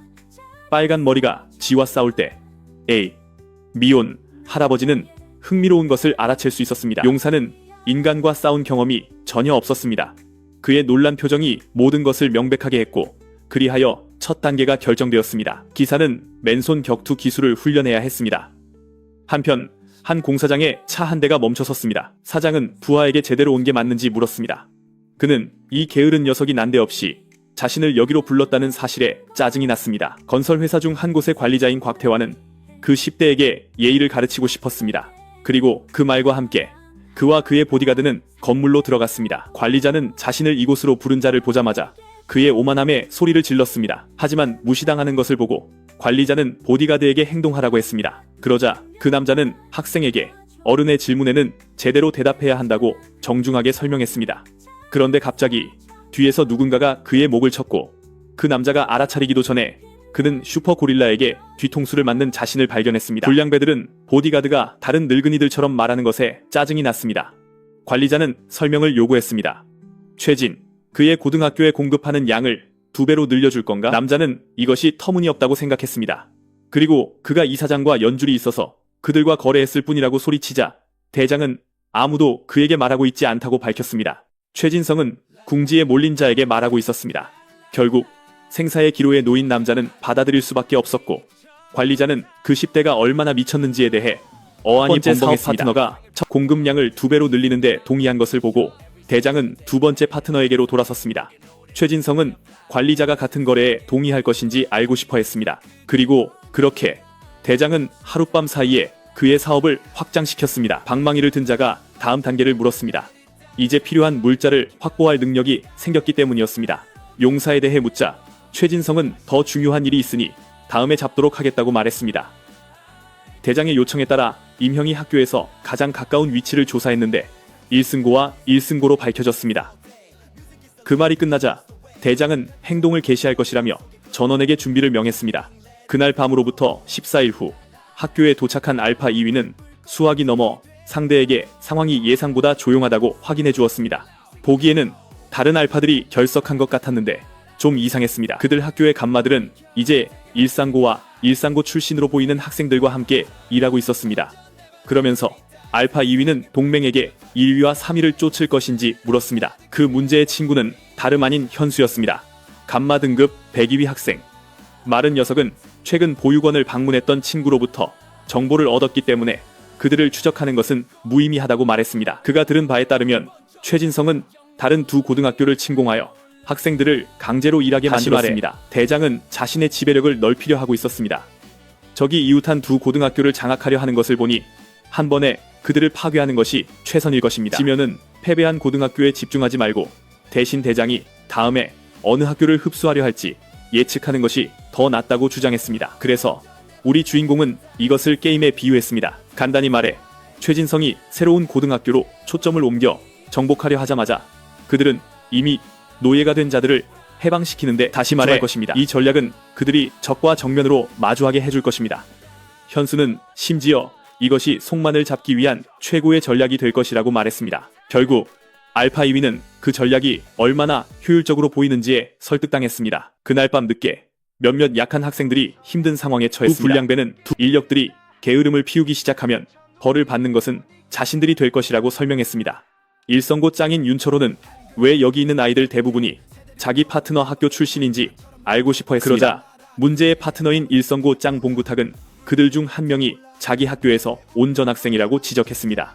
그들은 문제의 전학생이 원래 학교의 노동량에서 도망쳤다가 다른 학교에서 다시 노예가 된 것이 꽤나 우습다고 생각했습니다. 인부들의 의욕이 없어 보이자 그들의 우두머리들은 사기를 북돋아 주기로 했다. 금발 녀석이 그들 각 가족의 개인 정보를 가지고 있다고 주장하자 모두가 경악했다. 양아치들은 약골들이 가도 좋지만 그렇게 하면 가족을 위험에 빠뜨리는 것이라고 말했다. 그때 근육질의 깡패가 한 학생의 예쁜 여동생 사진에 감탄했다. 그가 여동생 내 학교 일진들에게 알리겠다고 협박하기 시작하자 학생 중 한 명이 마침내 굴복했다. 그가 가족의 안전을 위해 무엇이든 하겠다고 하자 불량배들은 이게 얼마나 애들 장난 같은 일인지 놀라워했다. 그때 갑자기 누군가 그들에게 반박하기 시작했다. 그는 누군가의 가족을 위협하는 것은 결코 애들 장난으로 여겨져선 안 된다고 주장했다. 불량배들은 빼빼 마른 녀석이 그들에게 맞서는 것에 흥미를 느꼈다. 이를 본 그들은 대답을 요구했다. 그들은 그가 누구이며 어느 학교 소속인지 알고 싶어 했다. 그가 불량배들의 신원이 파악되었냐고 묻자 앞에 있던 이들은 혼란스러워했다. 그래서 그는 그들에게 말하는 것이 아니라 뒤에 있는 파트너에게 말하는 것이라고 설명했다. 그리고 보아하니 용사는 볼 만큼 본 것 같았다. 이 남자들은 언어폭력을 일삼았다. 그들은 폭력적이었고 거짓말쟁이이기도 했다. 설상가상으로 그들은 문신까지 하고 있었다. 더욱 최악인 것은 그들은 흡연자이기도 했다. 이 두 불량배는 용사가 없애버리고 싶어하는 모든 것을 상징했다. 하지만 주인공이 충격받게도 그들은 자신들이 상대가 아닐 거라고 주장했다. 바로 그때 다른 누군가가 현장에 들어섰다. 알파 서열 사위는 마침내 강력한 용사와 재회하게 된 것을 기뻐했고 심지어 그날의 대결을 재개하고 싶어했다. 옛날 야구장에서 그 젊은이가 팀원들과 연습할 때 공이 던져질 때마다 그는 공을 잡아낼 수 있었다. 그 젊은이는 자기 포지션에서 꽤 실력이 있었다. 하지만 한 번은 투수가 자세를 잡고 온 힘을 다해 공을 던지자 공은 믿을 수 없는 속도로 날아갔다. 그럼에도 불구하고 상대방은 배트로 공을 쳐냈지만 궤도를 제어할 수는 없었다. 현재로 돌아와 한때 야구 선수였던 그 젊은이는 용사와의 싸움을 재개할 준비를 하고 있었다. 다른 두 불량배는 이제 3대1 상황이니 기사가 겁을 먹었을 것이라고 생각했다. 그리고 그들이 그에게 달려들자 용사는 마치 파리떼처럼 그들을 재빨리 쳐내버렸고 그들은 속수무책으로 땅에 쓰러졌다. 그 말을 끝으로 용사는 동료를 돌아보며 무슨 수를 써서라도 학생들을 여기서 내보내라고 촉구했다. 무시당하자 두 불량배는 크게 짜증이 났다. 갑자기 그들은 뒤에 배트를 든 자를 발견했고 깨닫기도 전에 그가 더블 스트라이크를 날렸다. 그의 말에 따르면 도움이 되고 싶으면 그냥 비켜있으라는 것이었다. 서열 사위가 1대1 싸움을 원한다는 것을 보고 기사는 상대가 어느 정도 명예로운 자라고 생각했다. 그래서 이것은 명예와는 아무 상관이 없으며 배트를 든 자는 혼자 일하는 것을 선호한다는 설명이 그 이어졌다. 말과 함께 이제 두 사람은 남자 대 남자로 싸우게 되었다. 알파가 선제 공격을 시도했지만 상대방은 재빨리 피했다. 우리 용사가 놀랍게도 이 불량배는 예상보다 빨랐고 그래서 그는 한 번의 공격도 시도하지 않고 계속해서 휘두르는 것을 피하기 시작했다. 알파는 이번에는 용사가 트럭의 도움을 받지 못할 것이라고 지적했고 용사는 무언가를 명확히 하기로 했다. 그는 상대의 발을 걸어 넘어뜨리면서 애초에 도움이 필요 없었다고 단언했다. 그 말과 함께 그는 회상에 잠겼다. 그때 용사는 자신의 뚜러뻥이 성검이라고 다시 한번 단언했다. 노인은 이것이 완전히 미친 짓이라고 생각하면서도 장단을 맞춰주기로 했다. 원장님이 보기에 용사가 신체나 기술을 연마할 필요는 없었다. 그에 따르면 그 10대에게는 단 한 가지가 부족했다. 숙련된 전사임에도 불구하고 용사는 실제 1대1 싸움을 해본 적이 없었고 뚜러뻥을 제대로 다루는 법을 다시 말해 용사는 1대1 싸움을 위해 뚜러뻥 다루는 훈련이 필요했다. 노인은 이제 이 기술을 가르쳐줄 테니 따라오라고 그 10대에게 재촉했다. 현재로 돌아와 불량배는 허를 찔렸지만 재빨리 발로 착지할 수 있었다. 그러고는 상대방의 다리를 노리며 앞으로 돌진했다. 그 순간 배트는 뼈를 부러뜨리기 직전이었다. 한편 다른 곳에서는 원장님이 달빛 아래에서 술을 마시며 자신의 제자를 걱정하고 있었다. 그럼에도 불구하고 그는 걱정할 필요가 없다는 것을 아주 잘 알고 있었다. 결국 용사는 이제 믿음직한 무기 없이 싸우는 법을 알고 있었다. 다시 싸움으로 돌아와서 불량배는 자신의 금속 배트가 플라스틱 뚜러뻥에 막혔다는 것을 믿기 힘들어했다. 그럼에도 불구하고 그는 기회를 포착하여 활짝 열린 용사의 턱을 공격하기로 했다. 그 순간 기사는 뚜러뻥을 벽에 박았고 불량배가 깨닫기도 전에 턱을 맞은 것은 바로 그였다. 알파는 자신의 눈을 믿을 수 없었다. 상대가 이제 복싱 자세를 취하자 용사는 잼을 성공시킨 자신을 자랑스러워했다. 그러자 현수가 그것은 제비라고 불린다고 정정해 주었다. 이로써 용사는 이제 흐름을 완전히 장악했다. 그리고 상대가 깨닫기도 전에 그는 폭풍 같은 뚜러뻥 잽으로 그를 폭격했다. 그런 식으로 무기를 사용하며 거리를 유지하려는 그를 보는 것은 짜증나는 일이었다. 그래서 그 역시 뚜러뻥을 자신에게 유리하게 이용하기로 결정했다. 하지만 그가 그것을 치려는 순간 기사는 벽에서 무기를 빼냈고 그는 허공에 헛스윙을 했다. 불량배는 균형을 잃었다. 그리고 깨닫기도 전에 그는 얼굴에 강력한 펀치를 맞았다. 하지만 기사는 아직 끝나지 않았고 성검을 굳게 잡고 상대의 머리에 내리꽂아 마무리 일격을 가했다. 한편 학교 사무실에 잠입한 지면은 홀로 있었다.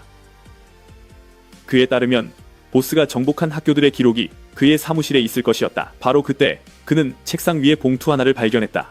고아원의 보호자는 서둘러 그것을 확인했고 놀랍게도 그 안에는 유언장이 들어있었다. 하지만 그것을 자세히 분석한 후 그는 경악했다. 바로 그때 그는 발각되었다. 그 사람은 긴급 상황이 아니면 절대 자신의 사무실에 들어오지 말라고 몇 번이고 경고했었다. 최진성은 이제 그의 목숨을 빼앗겠다고 위협했지만 지면은 전혀 개의치 않았다. 그는 심지어 종이에 적힌 것이 사실이라면 자신의 두 손으로 반드시 지면을 죽일 것이라고 말했다. 다시 싸움으로 돌아와서 기사가 마지막 일격을 가하기 위해 온 힘을 다해 상대를 내리쳤을 때 예상치 못한 일이 일어났다. 이 불량배의 숨겨진 면이 마침내 드러났다.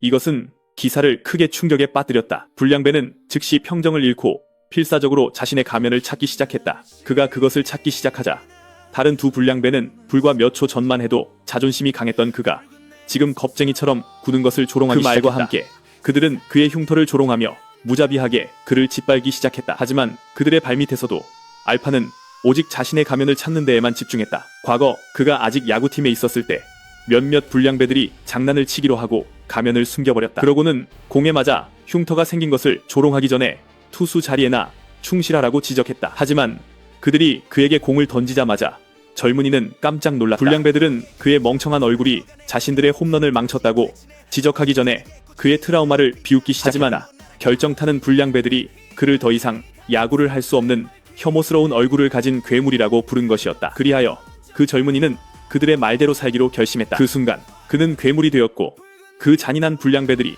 다시는 자신의 얼굴을 쳐다보지 못할 것이라고 확신했다. 현재로 돌아와 그가 필사적으로 가면을 찾고 있을 때 갑자기 용사의 손에 들려있는 가면을 발견했다.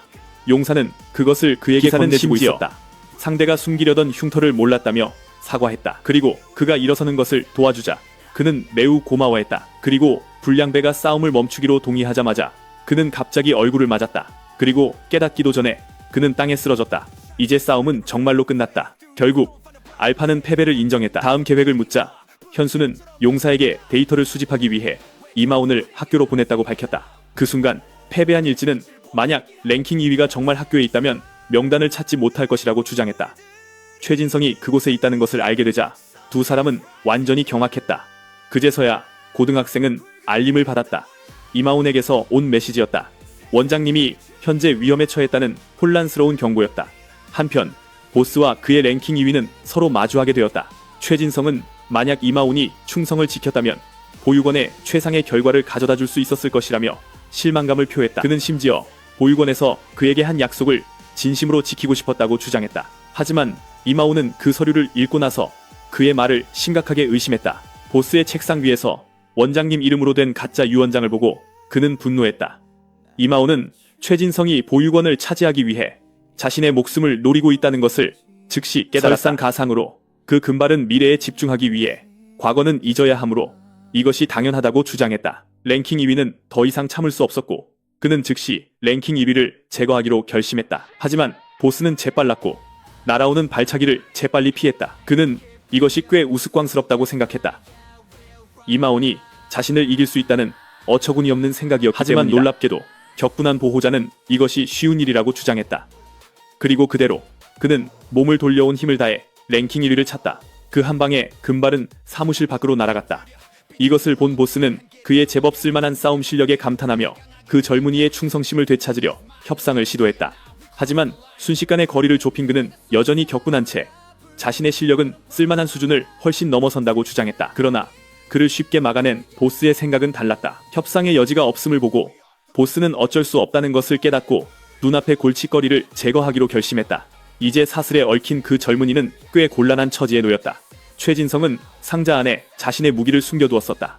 그렇게 보스는 마지막 일격을 가하기 전에 자신의 랭킹 2위에게 작별을 고했다. 다시 우리의 주인공들에게로. 현수는 기사에게 휴대폰 사용법을 확실히 알려주었다. 용사는 친구가 단독 임무를 가는 것을 걱정했지만 현수는 원장님이 쉽게 당할 뿐이 아니라고 말하며 그를 안심시켰다. 하지만 용사의 주된 걱정은 친구를 알파 랭킹 4위와 남겨두고 간다는 사실이었다. 용사는 새로운 동맹에게 정말 그들을 도와도 괜찮은지 물었지만 조용히 하라는 재촉을 받을 뿐이었다. 그리고 그 말을 끝으로 각자 제 갈 길을 갔다. 알파는 단지 용사의 은혜를 갚는 것일 뿐이라고 분명히 말하며 학교에 들어서는 순간 보스에게 질 운명이라고 주장했다. 그제서야 그는 그 기사가 꽤 세상 물정에 어둡다는 것을 깨달았다. 보스라는 칭호를 최진성의 또 다른 이름으로 그 불량기 때문이다. 누군가 전화통화 중에 보스를 다른 이름으로 부르던 때를 떠올렸다. 최진성이 머큐리라고 불린다는 것을 알게 된 이 세계의 용사는 충격에 휩싸였다. 한편 숲 한가운데서 술을 너무 많이 마신 노인은 자신이 더 이상 전성기가 아님을 깨달았다. 그리고 그가 자신의 영광스러웠던 과거를 회상하기 시작했을 때 갑자기 누군가와 부딪혔다. 원장님은 현재 술에 취해 있다고 말하며 사과했다. 노인은 이마온을 걱정했지만 정작 걱정해야 할 사람은 자신이라는 것을 거의 알지 못했다. 젊은이의 다른 이름을 듣자마자 용사는 깜짝 놀랐다. 한편 학교 체육관 앞에서 상자들이 갑자기 땅으로 떨어졌다. 일하던 학생 중 한 명이 쓰러졌다. 일진이 얼마나 짜증을 내는지 보고 그 노예는 주간 수리 시간에 자신의 실수를 바로잡겠다고 약속했다. 그제서야 다른 누군가가 청소를 하기로 나섰다. 그리고 그대로 그 불쌍한 학생은 근육질의 덩치에게 머리를 걷어차였다. 임형은 인력 중에서 쓸모없는 짐들을 제거하기로 결정했다. 그는 심지어 다른 이들이 더 빨리 일하도록 그 학생을 본보기로 삼았다. 임형은 자신의 악행에 대해 누구에게도 말하지 말라고 위협하며 그렇지 않으면 그들의 가족까지 찾아가겠다고 말을 했다. 끝으로 그는 그 아이를 다른 곳으로 데려가고 깨어난 후에 다시 일을 시키라고 말했다. 그때 그는 익숙한 목소리를 들었다. 그를 보자 근육질 고릴라는 충격에 빠졌다. 뚜러뻥 용사가 마침내 도착했다. 우리의 기사는 노동력의 비참한 상태와 그들 중 한 명이 의식을 잃었다는 사실을 보고 잠시 멈춰 상황을 파악했다. 그는 예전에 주로 마족을 물리치는 임무를 맡았기 때문에 인간과 대적하는 일은 드물었다고 설명했다. 하지만 용사가 기억하기로는 항상 탐욕에 사로잡힌 자들이 있었다. 처음에는 마족으로부터 땅을 정화하면 인간의 이기심도 사라질 것이라고 생각했다. 하지만 이제 그는 자신이 너무 순진했다는 것을 깨닫는다. 그럼에도 불구하고 용사는 자신의 세계에서 마족을 없앤 순간 이 세계로 소환되었다는 사실에도 불구하고 이 모든 것을 말하고 있었다. 그의 말이 끊겼다. 덩치는 그에게 요점만 말하라고 재촉했다. 긴 연설에 짜증이 난 그는 그의 머리를 때리려고 했다. 그때 갑자기 그는 손목을 잡혔다. 임형은 용사가 깨달음을 얻었다고 주장하자 충격을 받았다. 결국 그는 마족에 대한 자신의 행동이 인간의 악의에 영향을 미치지 않는다는 것을 깨달았다. 그에 따르면 어떤 인간들은 뼛속까지 썩었기 때문이라며 그는 그 거인의 손을 부러뜨렸다. 한편 체육관 안에서는 인간 악의의 기원에 대한 질문이 제기되었다. 보스에 따르면 그것은 탐욕에서 비롯된 것으로 인간은 쓸모없다고 판단하는 것을 자연스럽게 버리기 때문이다. 최진성은 자신 또한 현재 원치 않는 요소를 버리고 있으므로 더 상냥한 말을 사용해야 한다는 것을 깨달았다. 보스는 이전 부하를 설득하려는 시도를 멈추기로 했지만 싸움을 멈추라고 재촉했다. 그는 자신의 사업이 번창하자마자 보육원이 큰 지원을 받게 될 것이라고 주장했다. 하지만 그곳의 보호자는 그가 한 말을 단 한마디도 믿을 수 없었다. 그에 따르면 자기 학교 아이들을 노예로 부리는 자가 고아들을 신경 쓸 리가 없었고 따라서 이마오는 다시는 그의 지원을 절대 받지 않을 것이라고 단호하게 말했다. 그 말을 끝으로 보스는 상대와 더 이상 논할 것이 없다는 듯 공격을 시작했다. 이마오는 적의 공격 범위가 얼마나 넓어졌는지에 감탄하며 저 사슬에 얽히면 끝장이라는 것을 깨달았다. 그래서 이것을 보고 그는 유일하게 논리적인 움직임을 취하며 거리를 좁히기 위해 앞으로 돌진했다. 하지만 놀랍게도 보스는 그에게 근접전에서도 우위를 점하지 못한다고 상기시켰다. 그리고 그대로 랭킹 2위는 랭킹 1위의 첫 일격에 복부를 꿰뚫렸다. 고통에도 불구하고 그의 투지는 흔들리지 않았고 그는 재빨리 정신을 차리고 다시 상대에게 돌진했다. 최진성은 거리에 상관없이 불리하기 때문에 이것은 무의미하다고 설명했다. 그는 심지어 더 이상 성장할 수 없다고 단언했다. 옛날 벽 앞에 선 어린 이마오는 너무 지쳐서 계속할 수 없다고 말했다. 이 훈련을 요청한 사람이 바로 그 소년이었음에도 불구하고 울보처럼 행동하는 모습에 원장님은 실망했다. 하지만 그가 한계에 도달했다고 주장하는 것을 듣자 노인은 소년에게 힘을 추구하는 이유를 물었다. 이마오는 보육원을 지키고 싶다고 설명했다. 그러자 노인은 그에게 보육원의 다른 아이들을 지킬 때는 포기하는 것이 금지되어 있다고 상기시켰다. 원장님은 어린 그에게 한계에 도달하는 유일한 방법은 한계를 만들고 그것을 부과하는 것이라고 설명했다. 다시 말해 이마오는 자신을 뛰어넘기 위해 자신의 한계를 무시해야만 했다. 최진성은 상대가 발을 사용해 자신의 사슬을 고정시킬 것이라고는 예상하지 못했다. 그리고 그가 깨닫기도 전에 그는 머리를 걷어차일 뻔했다. 그럼에도 불구하고 보스의 반사신경은 빨랐고 그는 피할 수 있었다. 최진성은 특별한 기술을 기대했다며 실망감을 표했다. 하지만 결국 그의 상대는 그저 허공을 찼을 뿐이었다. 하지만 그제서야 그는 상대가 아직 착지하지 않았다는 것을 깨닫고 불길한 무언가를 느꼈다. 그대로 이마오는 온 힘을 모아 보스를 힘껏 걷어찼다. 처음에는 이 일격이 효과가 있었던 것처럼 보였다. 그때 갑자기 보호자는 다리를 잡혔다. 그가 깨닫기도 전에 주먹이 그의 얼굴에 밝혔다. 그리고 그 말과 함께 최진성은 그의 머리를 땅에 내리꽂았다. 보스는 이 새로운 세계에서 환생한 후 자신의 힘 대부분을 잃었다는 것을 잘 알고 있었다. 그럼에도 상대의 마지막 공격은 정말로 허를 찌르는 것이었다. 최진성은 이지면의 의지와 힘, 그 모든 것을 깊이 존중했기에 다음에 만날 때는 친구로서 함께할 수 있기를 바랐다. 그 말을 끝으로 사슬을 든 자는 마지막 일격을 날리기로 결심했다. 그때 갑자기 무언가 끼어들었다. 그의 사슬이 다름 아닌 뚫어뻥에 의해 땅에 박혀버린 것이다. 방금 도착한 자는 랭킹 1위와는 오랜만에 만난다고 말했다. 최진성은 다음에 만나면 죽이겠다고 약속하지 않았냐며 빨간 머리에게 과연 각오는 되어 있는지 물었다. 하지만 용사는 그를 안심시키며 마침내 그의 목숨을 거두는 것은 자신이 될 것이라고 선언했다. 결국 그는 지금 오행성의 머큐리와 마주하고 있었으니까. 역사는 언제나 행동한 자들을 이야기하지만 아무것도 모르는 자들은 결코 언급하지 않는다. 정의의 소리 없는 외침이 들리지 않는 순간, 유일한 희망이 문제를 외면하고 돌아서는 순간, 그 결정적인 순간, 그 결정적인 찰나에 악은 체육관으로 돌아갈 수 있게 될 것이었다. 기사는 악마에게 그의 목숨을 앗아갈 사람은 자신이라고 말했다. 어쨌든 그는 자신의 적, 오행성의 머큐리였으니까. 그럼에도 불구하고 최종 보스는 용사가 사람을 죽이러 왔다는 것을 믿지 못하고 허풍이라 했지만 결국 날아오는 주먹을 맞고 있는 자신을 발견했다. 기사는 질문을 던지기로 했다. 그는 머큐리가 어떻게 살아남았는지 알아야겠다고 했다. 결국 원래 세계에서 그의 목을 친 것은 바로 자신이었으니까. 용사는 악마에게 대답을 요구했다. 이 말을 듣자 머큐리는 그저 사슬을 반으로 부러뜨리고는 용사에게 답 대신 죽음을 주겠다고 제안했다. 그 말을 끝으로 악마는 적을 치기 위해 몸을 가다듬고 앞으로 돌진했다. 그때 갑자기 그는 꽤 익숙한 속임수에 눈이 멀어버린 자신을 발견했다. 최진성은 오랜만에 돌아온 용사가 너무 거만하게 구는 것이 짜증나서 행간을 잃고 상대가 정면에서 공격할 것이라고 예측했다. 하지만 놀랍게도 용사는 사라져 있었다. 머큐리는 자신의 뒤에 있는 상대를 보고 충격을 받아 싸움의 타임아웃을 외쳤다. 용사는 이지면을 위험에서 벗어나게 해주면서 자신이 싸움을 끝낼 동안 편히 쉬라고 말했다. 상대방이 자신에게 집중하지 않고 있음에도 머큐리는 공격하기를 거부했다. 그는 뚫어뻥과 자신의 2인자 때문에 상황이 혼란스러워지기 시작하면서 속았다는 것을 인정했다. 그러자 최진성은 용사가 이지면을 구하러 달려가느라 고아원의 늙은 원장님을 큰 위험에 빠뜨렸다고 지적했다. 그러자 기사는 그 나이의 주인이 수많은 경험을 겪었다면 나이는 숫자에 불과하다고 설명했다. 날아오는 칼날을 피하는 원장님에게 그 말은 완벽하게 들어맞는다고 해도 과언이 아니었다. 이는 암살자에게 큰 충격을 주었다. 노인은 자신을 죽이러 여기까지 온 공격자를 미친놈이라고 불렀다.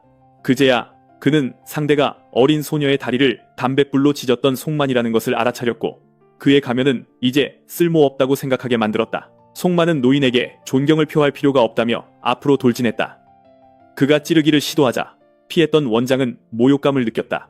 그래서 그는 젊은이에게 자신이 존경을 원한 것은 노인이기 때문이 아니라 여전히 구식 싸움꾼이기 때문이라고 분명히 밝혔다. 용사는 악마에게 실제 표적보다 그 암살자가 더 걱정된다고 말했다. 그 말을 하고 기사는 앞으로 돌진하며 머큐리에게 싸움에 집중하라고 촉구했다. 최종 보스는 즉시 움직여 용사에게 사슬을 던졌다. 금속 사슬이 그의 뚫어뻥에 걸리자마자 기사는 경계심을 느꼈다. 하지만 악마가 뚫어뻥을 잡고 잡아당기려 하며 축하하기 시작했을 때 그는 문제에 부딪혔다. 뚫어뻥이 땅에 박혀 있었다. 이것을 보고 그는 그랜델이 뚫어뻥이 된 후에도 성검의 속성을 일부 유지하고 있다는 것을 깨달았다. 이제 반격을 개시할 시간이었다. 용사는 믿음직한 무기를 힘껏 걷어차 상대를 끌어당길 수 있었다. 이는 악마에게 큰 충격을 주었다. 그리고 그가 깨닫기도 전에 그는 강력한 주먹에 날아가고 있는 자신을 발견했다. 하지만 용사는 아직 끝나지 않았다. 그는 머큐리의 얼굴을 잡고 근처 상자에 처박아 버렸다. 기사는 마침내 전체 그림을 볼 수 있었다. 그는 악마가 자신의 원래 고향에 존재했던 노예 제도를 재현하려 하고 있다고 지적했다. 용사는 약자를 노예로 만들기 위해 힘을 사용하는 머큐리가 과연 조금이라도 변했는지 알고 싶다고 요구했고 최종 보스는 그 주장을 부인하지 않았다. 그는 용사에게 돌진하며 자신은 아무것도 할 수 없다고 말했다. 그때 갑자기 그가 다리를 잡고 그 말을 취소하게 만들기로 결심했다. 불행히도 용사는 사슬을 잊고 있었다.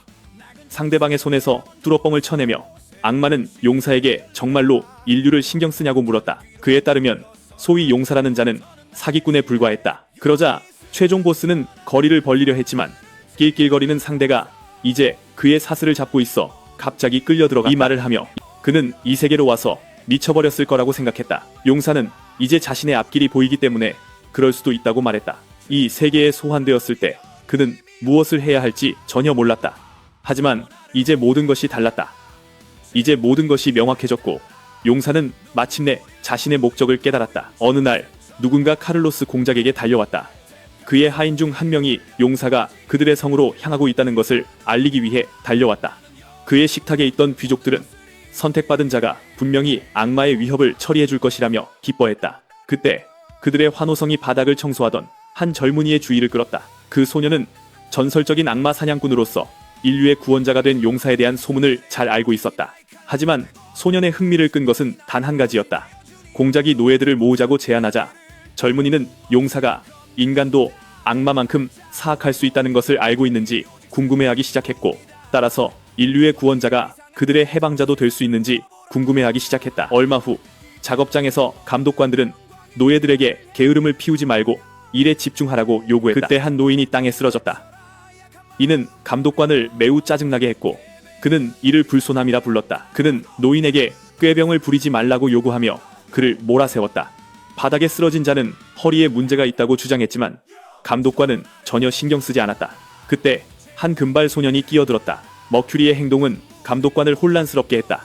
소년은 노인을 살려달라고 부탁했고 그 대가로 그의 일감을 기꺼이 맡겠다고 했다. 그제야 감독관은 다른 모든 사람들이 쳐다보고 있다는 것을 알아차렸고 그래서 그는 동의하며 용사가 도착하기 전에 성을 완공해야 한다고 젊은이에게 지적했다. 죽음을 바라게 만든 이 노력은 모두 공작이 권력을 얻기 위한 정교한 계획이었다. 그러자 노인은 용감한 젊은이에게 감사했다.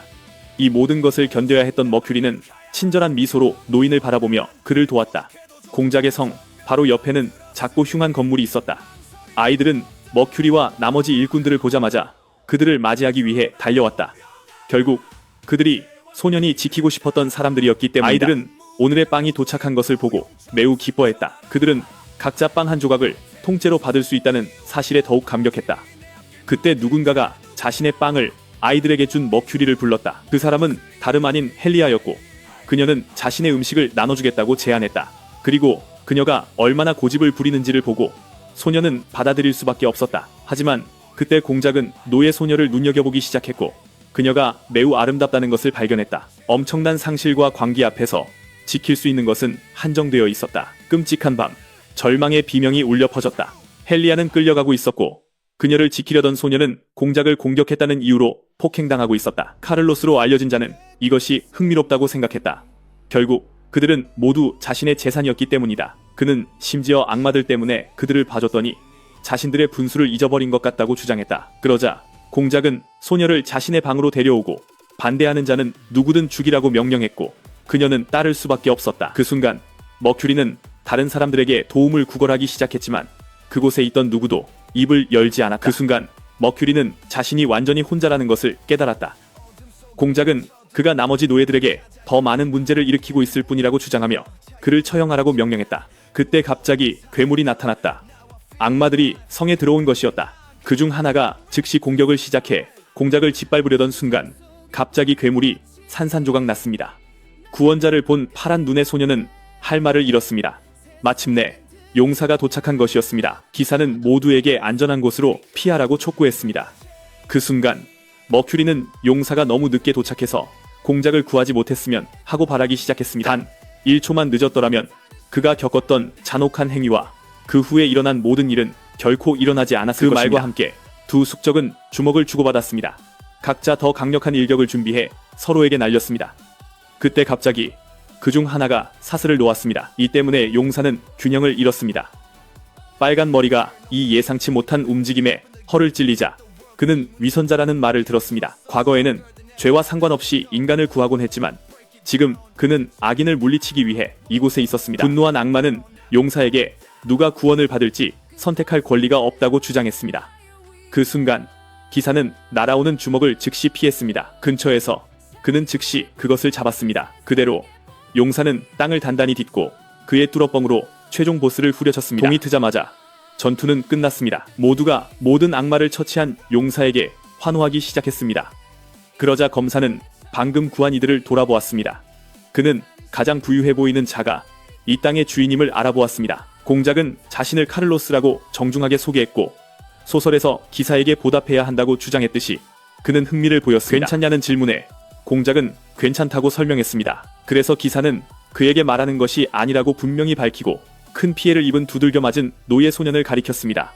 공작은 머큐리를 자신의 하인 중 한 명으로 소개했습니다. 용사가 그 소년이 다른 일꾼들을 구하려다 다쳤다고 지적하자 소년은 입을 열어 도움을 요청하기로 결심했습니다. 만약 용사가 진정으로 좋은 사람이라면 그의 요청을 듣고 그들을 도와줄 것이었습니다. 하지만 그가 막 입을 열려는 순간 공작은 감히 한마디라도 하면 모든 여자 노예와 그 아이들을 죽이겠다고 협박했고 그래서 조용히 있으라고 명령했습니다. 소년은 일어나라고 재촉하는 용사에게 정중히 고개를 숙였지만 고통스러워하는 젊은이는 기사를 똑바로 쳐다보기를 거부했습니다. 결국 그의 입에서 나오는 한마디가 노예들의 죽음을 초래할 것이었습니다. 그러면서 그는 용사가 그들의 비참함을 알아주기를 기도하기 시작했습니다. 하지만 그는 이 남자가 더할 나위 없이 눈치 없다는 것을 거의 알지 못했습니다. 하지만 용사가 막 성에 들어가려던 순간 그의 일행이 더 많은 악마가 있다며 그에게 달려왔습니다. 악마의 궁정이 근처 마을에 기습 공격을 감행했고 이를 본 기사는 어쩔 도리가 없었습니다. 그 말과 함께 그는 일행과 함께 즉시 다음 마을로 향하기로 결정했습니다. 그럼에도 불구하고 기사는 돌아올 것이라고 주장하며 공작에게 머큐리를 제대로 돌봐달라고 당부했습니다. 용사에게 구원받은 것을 보고 공작은 소년과의 사건을 잊기로 결정했고 그리하여 귀족은 자신의 성으로 돌아가 노예에게 하루의 휴식을 주었습니다. 그 순간 헬리아와 아이들이 머큐리에게 달려왔습니다. 그들은 모두 그가 괜찮아서 기뻐했지만 젊은이는 뭔가에 사로잡힌 듯 보였습니다. 그래서 소년은 용사가 돌아올 것이기 때문에 주인이 감히 그를 건드리지 못할 것이라고 안심시키기로 했습니다. 하지만 세상 일은 결코 그렇게 쉽지 않았습니다. 소녀의 생명 없는 시신을 보자 젊은이는 땅에 무너져 내렸습니다. 머큐리는 자신의 눈을 믿을 수 없었습니다. 공작은 소녀뿐만 아니라 모든 아이들을 죽였습니다. 그제서야 그는 공작이 건설을 돕지 않는 모든 노예를 처단하라고 명령했다는 것을 알게 되었습니다. 그럼에도 불구하고 카를로스는 그것이 꽤 추한 광경이라고 생각했습니다. 시체를 태워버리라는 명령을 받았을 때 젊은이는 더 이상 참을 수 없었습니다. 그리고 용사의 방문 후에 작업이 재개될 것이라고 말하자 절망한 노예는 사리를 품고 그에게 달려들었습니다. 당연하게도 그의 충동적인 어리석음은 그를 감옥에 갇히게 했습니다. 경비병들은 감히 공작을 공격한 그를 미쳤다고 불렀고 그중 하나는 왜 그가 처형되지 않는지 이해할 수 없었습니다. 그때 머큐리는 용사에게 보여주기 위해 살려두는 것이며 그가 떠난 후에 처형될 것이라고 설명되었습니다. 그리고 그 말과 함께 막 교대를 마친 경비병들은 감히 공작으로부터 소녀를 보호하려 했던 그를 조롱하기 시작했습니다. 갑자기 그들은 불길한 존재와 마주하게 되었습니다. 경비병들은 눈앞에 서 있는 악마를 보고 충격을 받았습니다. 그들이 서둘러 경보를 울리기도 전에 그들은 그 자리에서 살해당했습니다. 얻어맞은 젊은이는 고개를 들었습니다. 그는 자신 앞에서 오랫동안 인류를 증오하는 인간을 찾아다녔다고 주장하는 마왕을 보았습니다. 그러자 악마의 통치자는 그에게 복수를 이루는데 필요한 힘을 주겠다고 약속했습니다. 그리고 바로 그렇게 잠시 후 누군가 공작의 식당으로 뛰어들었습니다. 처음에는 감히 카를로스의 저녁 식사를 방해한 노예에게 소리쳤지만 이내 무언가 잘못되었다는 것을 깨달았습니다. 그들이 한때 알았던 어린 노예 소녀는 더 이상 없었습니다. 귀족들은 병사들에게 개입하라고 소리쳤지만 악마는 이미 그들 모두를 학살했다고 말했습니다. 그 말과 함께 마침내 머큐리가 달콤한 복수를 실행할 때가 왔습니다. 귀족들이 좌우로 학살당하면서 그들의 비명은 절망적으로 홀에 울려 퍼졌습니다. 한편 불 옆에 있던 노예들은 자신들의 삶에 대해 불평하고 있었습니다. 그리고 그들이 성을 완성하기 전에 죽을 것이라고 생각하기 시작했을 때 노인은 흥미로운 것을 발견했습니다. 그는 머큐리와 섬뜩할 정도로 닮은 형체가 그들에게 다가오는 것을 보았습니다. 그제서야 무언가가 노예들의 발밑으로 던져졌습니다. 놀랍게도 그것은 공작의 머리였습니다. 노예들은 주인을 죽인 자를 만나기 위해 달려갔습니다. 그들은 폭정에서 구원받았다는 사실에 기뻐하며 자유를 축하하기 시작했습니다. 하지만 머큐리는 이것이 우습다고 생각했습니다. 결국 이 남자들은 돕기 위해 손가락 하나 까딱하지 않았기 때문입니다. 그래서 망가진 자는 그들에게 지옥을 보여주기로 결심했습니다. 머큐리는 스스로를 구원자라고 칭하는 용사를 위선자라고 불렀습니다. 그가 구한 공작이 사실은 구제불능의 괴물이라는 생각은 전혀 해본 적이 없었습니다. 그러자 최종 보스는 애초에 이 학교에 온 이유를 밝혔습니다. 그에 따르면 약육강식의 법칙은 모든 세계에 적용되었습니다. 그리고 다치는 것이 자신이 아니라면 역겨운 인류의 자식들은 불의에 직면해도 침묵할 것이었습니다. 그 순간 용사가 그의 손을 잡으려 했지만 머큐리는 기사도 다를 바 없다며 재빨리 손을 뿌리쳤습니다. 균형을 잃어 이제 곤란한 상황에 처했습니다. 머큐리가 그에게 돌진했습니다. 그가 노예들에게 조금만 더 동정심을 보였다면 이전의 잔혹 행위는 아무것도 일어나지 않았을 것이라고 설명했습니다. 그때 갑자기 최종 보스가 허공에 주먹을 날리는 자신을 발견했고 놀랍게도 기사는 어디에도 보이지 않았습니다. 그제서야 그는 자신의 위에 있는 용사를 발견했고 그의 말을 부정할 수 없다고 인정했습니다.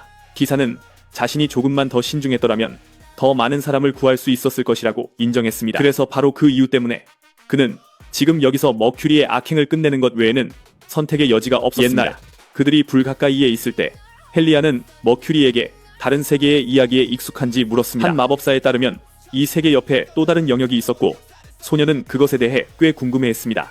하지만 머큐리는 이것이 꽤 우습다고 생각했습니다.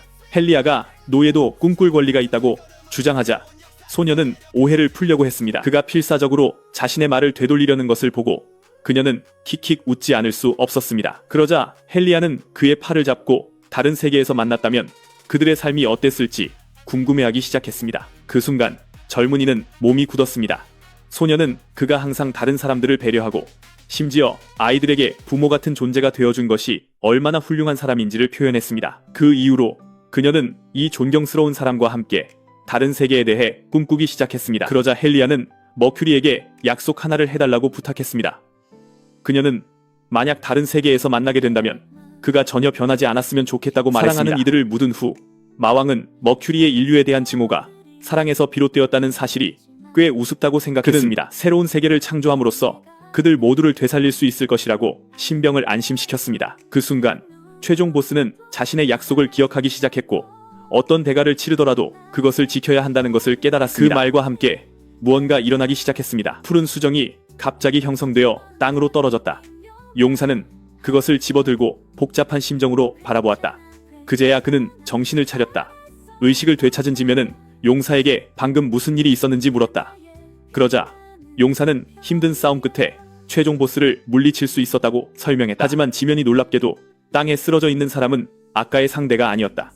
이 사람이 진짜 최진성이며 마석은 차원을 넘나들고 다른 몸을 숙주로 삼는 능력이 있다는 설명을 들었다. 용사는 진성이 곧 깨어날 것이니 즉시 보육원으로 가야 한다고 말했다. 그 순간 지면은 용사의 모든 허풍이 그저 웃기려고 한 것이 아니었음을 깨닫고 망연자실했다. 잠시 후 보육원에서 오토바이가 마침내 멈춰섰다. 도착하자 현수는 고요한 분위기에 의아해하며 원장님이 주무시고 계실 거라 생각했다. 그제야 할아버지는 잠자리에 들기엔 너무 이른 시간이라고 밝혔다. 원장님은 술 한 잔에 거의 정신을 잃을 뻔했다고 말했다. 그는 방금 자신을 죽이려 했던 자를 등에 업고 있었다. 허리가 쑤시는 것 외에는 할아버지는 괜찮아 보였다. 그때 누군가 나타나 계획이 실패했다고 말했다. 정장을 입은 남자는 범죄 세계에 발을 들일 생각은 전혀 없었지만 이제는 어쩔 수 없게 되었다고 설명했다. 현수는 그가 송만의 보디가드라는 것을 즉시 알아차렸다.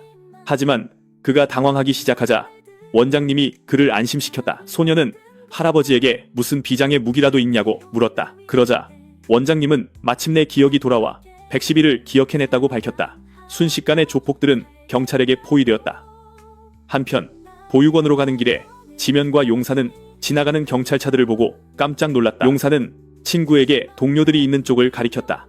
할아버지와 소녀는 이상한 녀석과 뚜러뻥을 든 자를 발견하자마자 그들을 맞으러 달려갔다. 지면은 경찰을 보고 공황 상태에 빠진 할아버지의 안부를 확인하러 즉시 달려갔다. 현수는 기사에게 최종 보스에 대해 물었다. 그가 쓰러졌다는 것을 알게 된 학생은 충격에 빠졌다. 그의 학교는 이제 마침내 일진들로부터 해방되었다. 소녀는 기쁨을 주체하지 못하고 흥분한 소녀처럼 용사에게 달려가 안겼다. 그 순간 다른 몇몇 사람들이 승리의 축하에 동참하기 위해 달려왔다. 아이들도 이겼다는 사실에 기뻐했다. 원장님이 이 시간에 깨어있다고 꾸짖기 시작하자 아이들은 경찰을 부른 것과 시끄러운 사이렌 소리 때문이라고 그를 탓했다. 이 사랑스러운 장면에 승리한 용사의 얼굴에 작은 미소가 번졌다. 결국 승리가 가장 중요했기 때문이다. 안으로 들어서자 할아버지는 긴장을 풀라며 10대들에게 음료를 권했다. 지면은 아랑곳하지 않고 유언장을 준비한 원장님에게 소리쳤다가 너무 시끄럽다는 이유로 머리를 테이블에 밝혔다. 원장님은 자신이 꽤 늙었고 만일을 대비해 유언장을 준비해야 했다고 설명했다. 그러고는 아직 죽을 날은 멀었다고 말했다. 하지만 준비를 좀 한다고 나쁠 건 없었다. 그가 떠나면 변화는 불가피할 테니까. 현수도 원장님의 말에 동의했다. 결국 변화는 피할 수 없는 것이었기 때문이다. 학교조차도 이 개념에서 안전하지 않았다. 불량 학생들의 범죄와 주인공의 고발글이 인터넷에서 폭발적인 반응을 얻었다. 이로 인해 당국은 마침내 학교를 조사하기로 결정했다. 그 결과 상위 일진들과 이사장 그리고 교사들은 자신들의 범죄로 기소되었다. 가장 놀라운 변화는 용사가 자신의 세계로 돌아가고 싶어 한다는 사실이었다. 어리둥절한 소녀는 어떻게 그렇게 할 수 있는지 알려달라고 요구했다.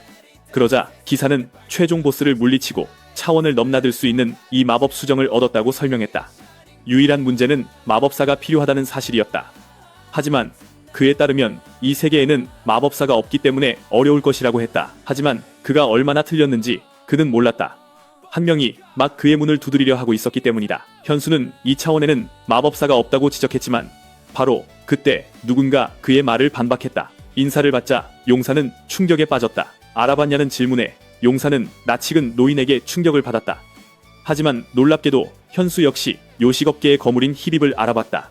어떻게 아냐는 질문에 학생은 이 남자가 유명인이라고 말했다. 히빕은 최고의 요리 전문가이자 식품연구회사의 대표였고 그들의 마요네즈는 세계 최고로 여겨졌다. 그제야 남자는 고개를 숙여 용사에게 인사했다. 기사는 친구가 그렇게 인사하는 것은 처음이라 흥미로워했다. 그러자 노인은 그렇게 하는 게 멋있어 보인다고 설명했다. 용사가 노인과 아는 사이인 것을 보고 고등학생은 상황을 파악했다. 그의 앞에 있는 남자는 용사의 동료 중 한 명인 대마법사 히빕이었다. 그 말을 마치고 노인은 중요한 문제를 논의하기로 했다. 얼마 후 히빕의 본사에서 고등학생은 꽤 충격을 받았다. 알고 보니 용사의 소환은 사실 마왕의 마석을 얻기 위한 마법사의 계획의 일부였다. 히빕이 그동안 자신을 이곳으로 데려올 방법을 찾고 있었다는 것을 알게 되자 용사는 마침내 마법사가 갑자기 사라진 이유를 이해했다. 노인은 마지막 전투 직전에 오행성에게서 얻은 마법 수정을 연구하기 시작했다고 설명했다. 놀랍게도 그 수정들에는 두 가지 저주가 깃들어 있었다. 첫 번째는 숙주를 차지하는 것이고 두 번째는 차원을 넘나드는 것이었다. 설상가상으로 수정들은 건드리는 즉시 활성화되도록 프로그래밍되어 있었다. 그로 인해 마석들은 차원 사이로 흩어졌고 마법사도 함께 끌려갔다. 잠시 후 히빕은 마력을 잃은 채 요식업 사업가의 몸에서 깨어났다. 그럼에도 불구하고 그는 무언가를 해야 했고 그래서 마법진을 만드는 힘을 가진 마요네즈를 만들었다. 그의 연구 결과 마법진은 학생의 피와 눈물로만 활성화될 수 있다는 것이 나중에 밝혀졌다. 다시 말해 히빕이 바로 바이럴 마요네즈 트렌드의 배후였다. 학생이 인터넷에서 도움을 요청할 때마다 그는 용사를 소환하는 방법을 보냈다. 하지만 그가 강력한 용사를 이 세계로 데려온 고등학생에게 감사를 표하기 시작했을 때 갑자기 얼굴에 주먹을 맞았다. 용사는 분노에 차 그에게 달려들었다.